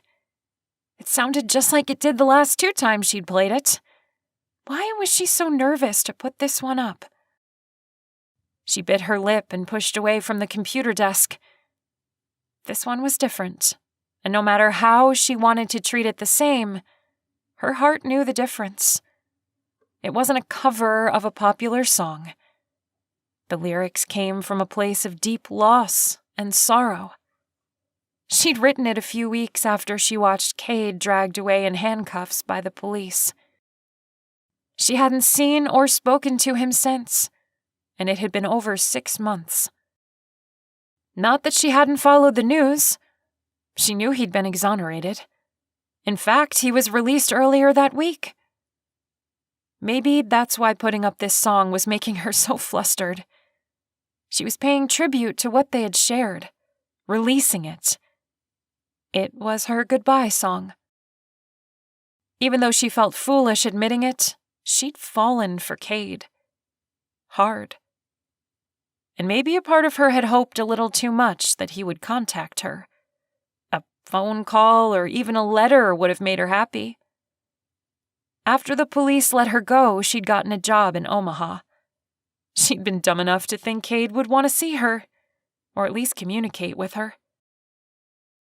She'd even gone so far as to contact Nicholas and give him her address and phone number. Stupid. Cade hadn't made one move to get in touch with her. And the last time she'd called Nicholas, he'd basically said he had given her information to him, and it was his call if he wanted to talk. The silence spoke volumes. At least Travis was completely out of her life now. Once he got his car back, he was happy. Didn't try to get her back or anything. In fact, she'd heard he was with another girl now. Good luck to her. Meg clicked her mouse and held her breath while the song uploaded to YouTube. There, she'd done it. Now she could officially let Cade go. Obviously, he didn't feel the same for her, or he would have contacted her. It was time to move on. She closed her laptop as soon as the song went live and walked into her bathroom. She had to meet Val in an hour for dinner and wanted to get ready. Not that Val would care. Her coworker wouldn't notice if Meg showed up in sweats. But they were going to be in public, and there was a possibility she'd run into Cade. Meg shook her head. No, she couldn't be thinking about Cade anymore. It showed how pathetic and desperate she really was. She needed to forget all about him. After a quick shower, Meg stood in front of her closet looking through her clothes. Why was it that she never felt like she had anything cute to wear? It wasn't like she never went shopping. She groaned and pulled out a pink blouse.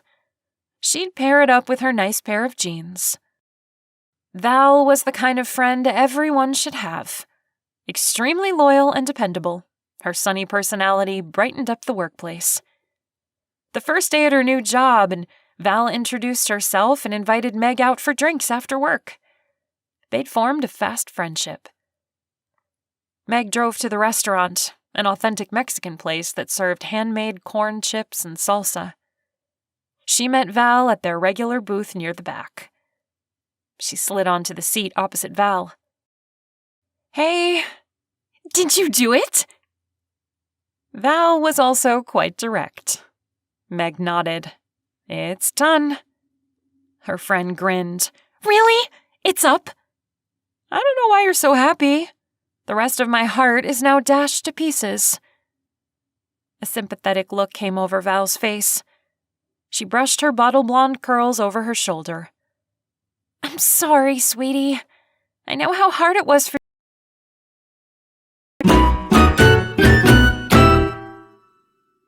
you to write that song, but I'm happy because I know what a hit it will be. Meg tried not to roll her eyes. I only have 400 followers. That's 400 more than when you started. A waitress took their drink orders and left them a basket of chips. Val poured salsa into a small bowl and they both attacked it. After Val swallowed, she said, I'm proud of you for putting it up. I almost chickened out. As it was, it took her weeks to get the thing done. Singing it was hard. So much of Cade was wrapped up in the lyrics, she had a difficult time with her emotions.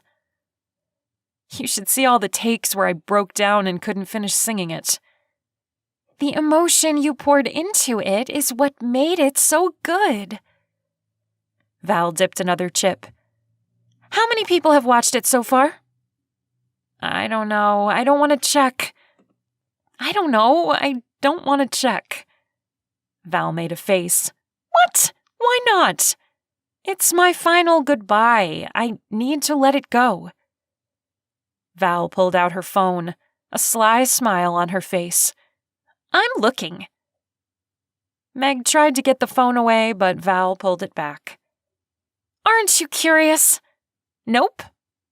Meg folded her arms. Goodbye is just that. All done with him and his memories. Val gave her a flat look. Really? After talking nonstop about him for the last 6 months? Just like that, you're done. The smell of refried beans and cumin filled Meg's nostrils as she breathed in. She slouched in the booth. I have to let it go. I can't go on hoping he'll call. Val frowned as she fiddled with her phone.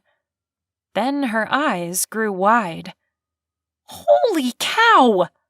What? How many? A laugh burst out of Val as she lowered her phone. I knew you wanted to know. Shut up. How many? 156? But you just put it up. Meg stuck her tongue out at Val. She shrugged and tried to pretend that she didn't care how many people had seen her video. She didn't put it up for viewers. She put it up for closure. Doesn't matter.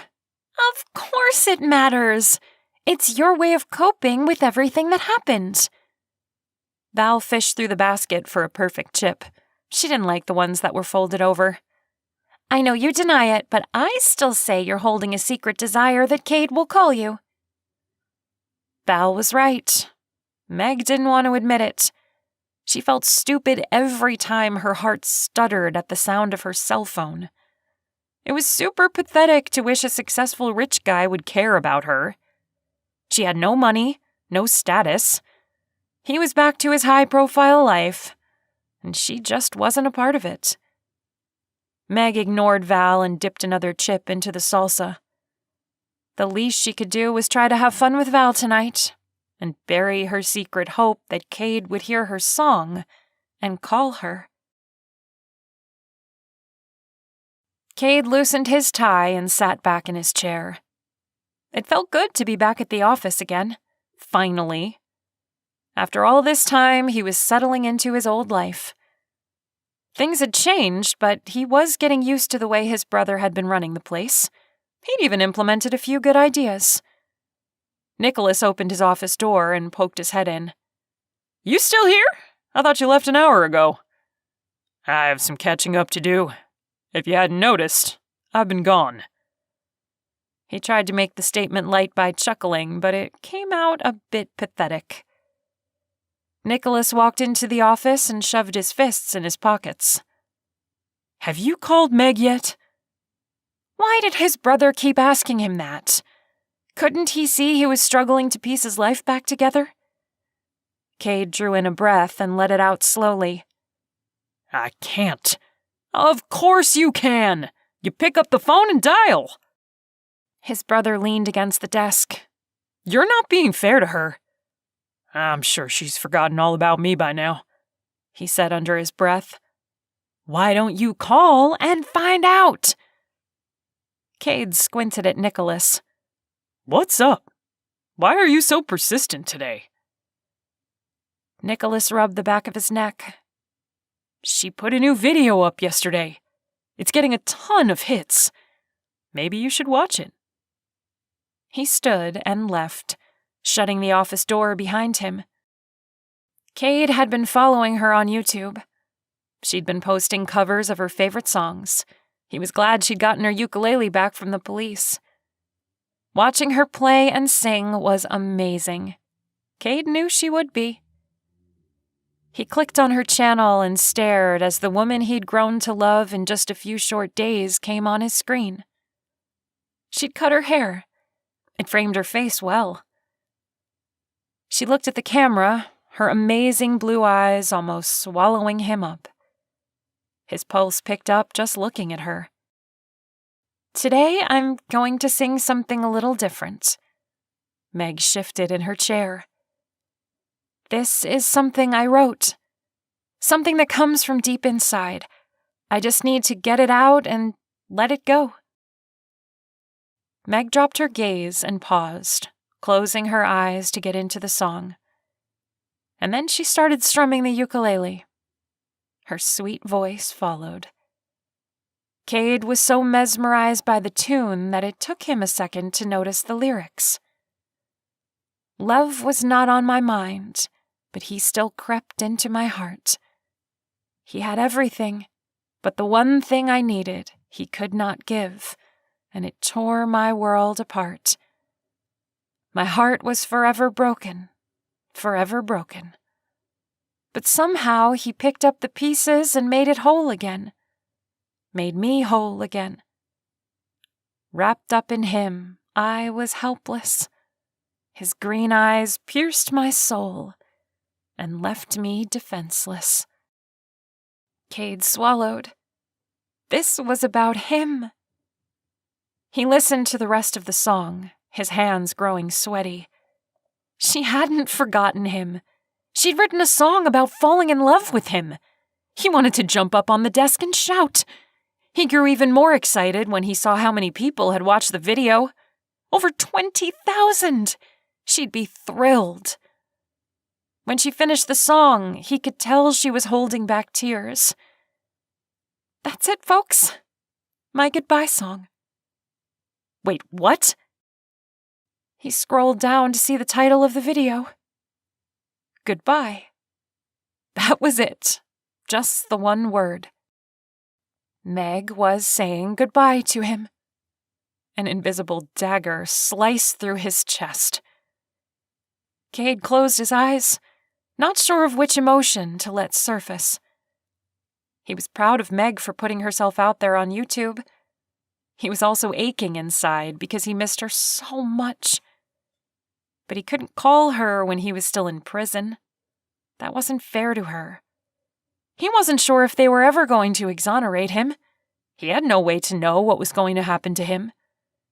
And until this week, he was still waiting to hear. It wasn't until a few days ago that he knew he was being set free. And then there was so much to do to get back into the real world, it was easy to put it off. Plus, he wasn't sure if Meg even cared about him anymore. It had been months since he'd seen her, and they'd only spent a short 5 days together.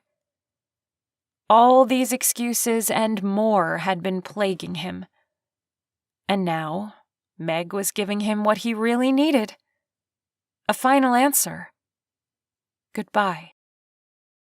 He turned off his computer and stood, his throat tight. He didn't want to think about Meg anymore. He needed to go home and unwind. Maybe work out in his gym. Do something to take Meg off his mind. She didn't want to have anything to do with him anymore. A hollow feeling spread through his chest. He grabbed his jacket and left his office. After he locked the door, he noticed Nicholas leaning against the elevator doors. So? Cade scowled.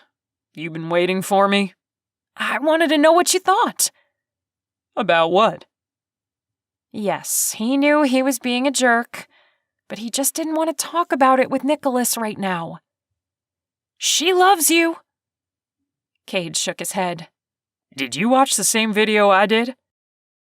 She's in love with you, and if you can't see that, you're dumber than I thought. She was saying goodbye. She titled it Goodbye. She actually said the word goodbye at the end.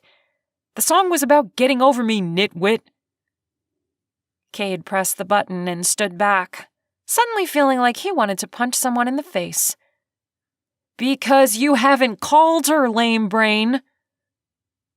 Was that true? Was Meg saying goodbye because she thought he didn't care? Cade stared at Nicholas. He hadn't even considered that. You think this is my fault? Duh! Had she taken his silence the wrong way? Had she thought he wasn't interested in her? How could she think that, after what they'd shared? But as the thought that maybe she'd been hurt by him not calling came into his mind, he needed to know.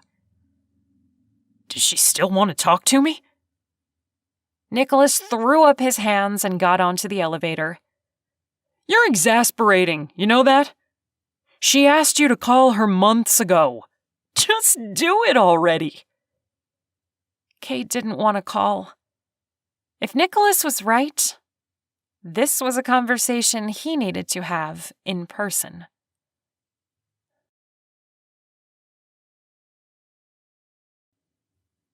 Chapter 18. Meg pulled into the dark parking lot, wondering why she had allowed Val to convince her to go dancing, celebrating. Over 20,000 views and climbing. She couldn't believe it. But it wasn't like Meg to go out clubbing. She was more the kind to stay out of the crowds. Maybe go to a coffee shop with some live entertainment. She had to admit, though, she'd had fun. But tomorrow she would pay the price. It was almost 1:30 in the morning. At least it was the weekend and she could sleep in. She parked her car and walked up to the apartment entrance door and fished around for the key in her purse. Meg? Meg jumped at the sound of the male voice behind her. Before she could think, she turned around and socked the man in the face. He doubled over. Ouch. He threw his arms up to protect his face. Then she saw the little tattoo of a dagger on his wrist. Cade? Yes. He rubbed his jaw. It's me. Her heart leaped into her throat as she took his face into her hands. Did I hurt you? My gosh, what are you doing here? It's so late. I thought you were going to rob me or something. His lips twitched. Well, your reflexes have gotten better, that's for sure. Meg bit her lip. Why was she standing in the parking lot talking to him? She motioned to the door, her heart suddenly racing. Want to come in? Yeah, thanks. She unlocked the door and led him up the stairs to her second-floor apartment, wishing she'd dusted or something yesterday. She pointed to the couch. Have a seat. He turned to her. I won't be here long. I just wanted to say something and I felt like it needed to be in person. Meg closed her eyes and allowed the sound of his voice to take her back to when they'd been so close, when he'd comforted her, when he'd protected her. But she knew she couldn't live in the past forever. She opened her eyes and nodded. All right, go ahead. He faltered a bit under her gaze, and she was glad. He was pretty disarming. He'd changed.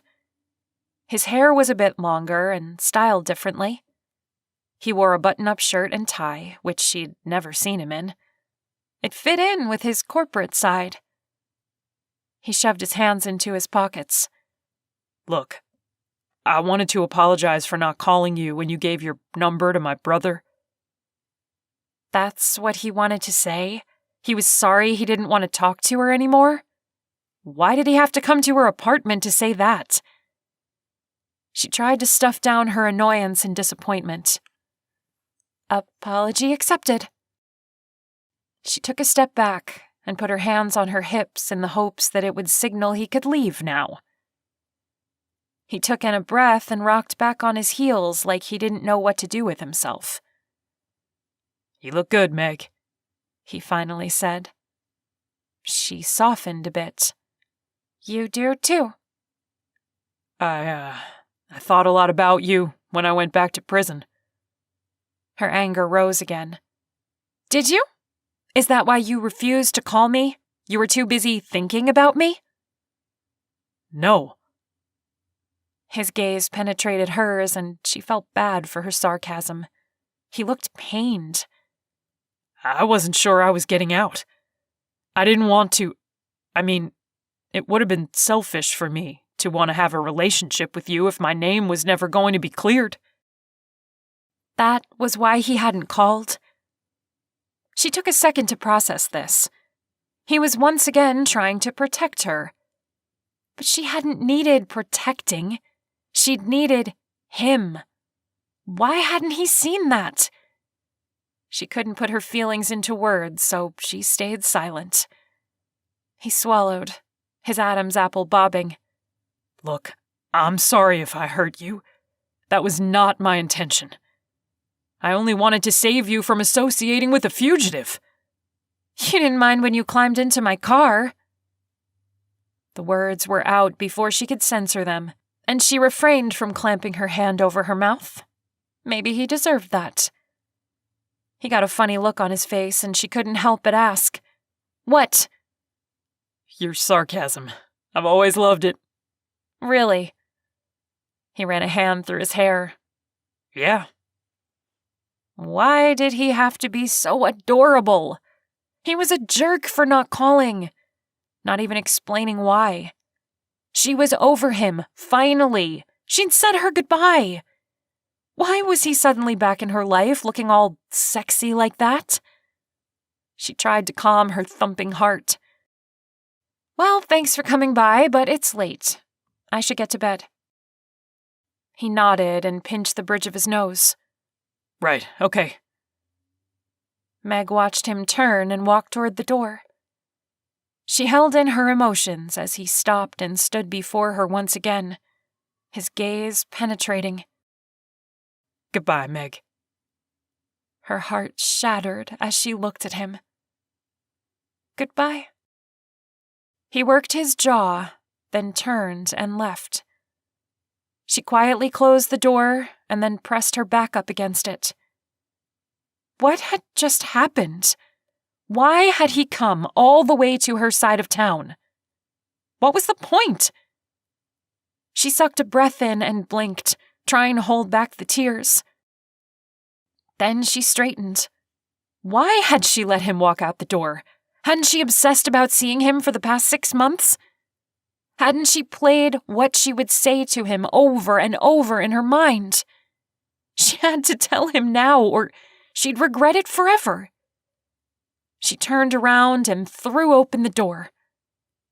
Cade stood there, his eyes wide.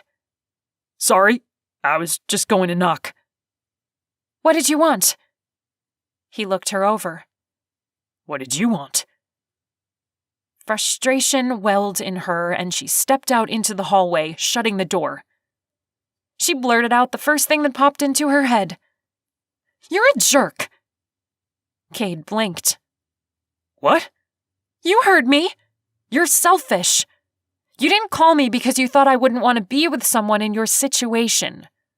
But did you ever think about how I felt about it? Did you once think about what your silence was doing to me? My silence? Yes. She pushed his shoulder, anger building up in her. You weren't there for me. I wanted to talk to you, wanted to make sure you were okay. I wanted to tell you things. Her fists pounded on his chest. But you wouldn't call. Cade grabbed her wrists and pushed her up against the door. Meg, stop. She sucked in a breath, and his scent surrounded her. It brought back to her mind the vivid memories she'd buried. Her heart beat hard against her ribcage. His lips were only millimeters from hers. Meg, he said, but it sounded more like a sigh. And then she couldn't stand it anymore. She closed the distance and pressed her lips to his. He let go of her wrists and she wrapped her arms around his neck. The kiss was hungry, passionate, and Meg's legs turned to rubber. Cade pulled her to him, the kiss unable to keep up with her need to fill her life with Cade. She missed the way one side of his mouth quirked up when he smiled. She missed his kind nature and the way he did things for her out of the blue. She missed the conversations they had, and the way she felt when he was near her. He pulled back and put his forehead on hers. I'm so sorry, Meg. I should have talked to you. I was being stupid. Yes, you were. He chuckled and kissed her nose. What can I do to make it up to you? Tell me you love me. His expression grew serious, and he stroked her cheek with the back of his knuckles. I love you, Meg. His words sent a jolt of electricity through her. It warmed her, and she snuggled into his chest. I love you too, Cade. Thank you for saving me. She pulled back in surprise. What do you mean? Cade played with the strand of her hair. You don't know? You have a habit of saving me. On the night we met, and when Zane had a gun to my head. And now, you've saved me from a life without you. He lifted her chin with the crook of his finger and kissed her. Meg melted into him.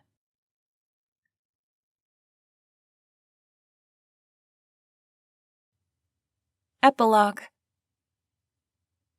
Meg tugged on the blindfold, her curiosity overwhelming her. Can I take it off now? Cade chuckled. Not yet, but soon. Holy cow, Cade, you're driving me insane. First a private jet, now a long drive without being able to see anything. Where the heck are you taking me? Somewhere special. It is our 1-year anniversary, after all. Meg warmed at the words. They'd been married 1 year. It was almost too good to be true. Cade had swept her off her feet with a whirlwind courtship and engagement, and their first year of marriage had been bliss. You know, I keep telling you, I don't need anything but you. His low chuckle came again. I know, but I think you'll like this present. You know I have everything I've ever wanted. A great husband, a wonderful career. Because you did what I said. Meg held in a laugh. Cade never tired of reminding her. He was the one who told her to upload her singing videos to YouTube. And now she had her own record deal. Yes, because I did what you said. You're the smart one. And you're the talented one. The car slowed and she heard the crunch of gravel. Then he stopped. Okay, let me get you out and then you can take off the blindfold. Meg almost peeked, but decided it was best to let him guide her out of the car. She heard the door open and felt Cade's strong hand take hers. Hang on to me. That wasn't a problem. She clung to him, the smell of his cologne making her weak in the knees. He still had that effect on her. Cade slid his arm around her and guided her a few steps. Okay. You can remove the blindfold now. Meg slid the fabric over her head, taking in the sight before her. The mansion in the mountains! She gasped. The once peeling paint was bright and fresh. The detailed woodwork had been restored. The shrubbery was trimmed and the flowers bloomed along the path to the front door. It's beautiful! I can't believe it! You did it! This was your dream, and now it's finished! It's going to bring in a ton of business. Cade smiled, his eyes holding a secret. I don't think you understand. It's for you. She stared at him, not comprehending. What? He motioned to the house. This is our new home. Meg's mouth dropped and tears stung her eyes. You're freaking kidding me! He chuckled. Nope. And it has hot running water and everything. Want to go take a look? Meg was too stunned to respond right away. The mansion they'd stayed at, the beautiful curved staircase and antique chandeliers, the peaceful mountain home. She couldn't even speak with the emotion running through her. Cade's eyebrows knit together. The home doesn't hold bad memories for you, does it? She blinked her tears away. No, I mean, yes, but it also holds wonderful memories. And I installed a state-of-the-art security system. No one will ever break in again. Meg threw her arms around Cade's neck. Honey, this is too much. Now I look like an idiot. Idiot? Yeah, I got you a tie. He laughed and picked her up, swinging her around. You don't have to give me anything. I already have my present. You. Meg kissed him, her emotions racing through her. She didn't know what she did to deserve this life, but all her dreams were coming true. Cade was her dream come true. The end.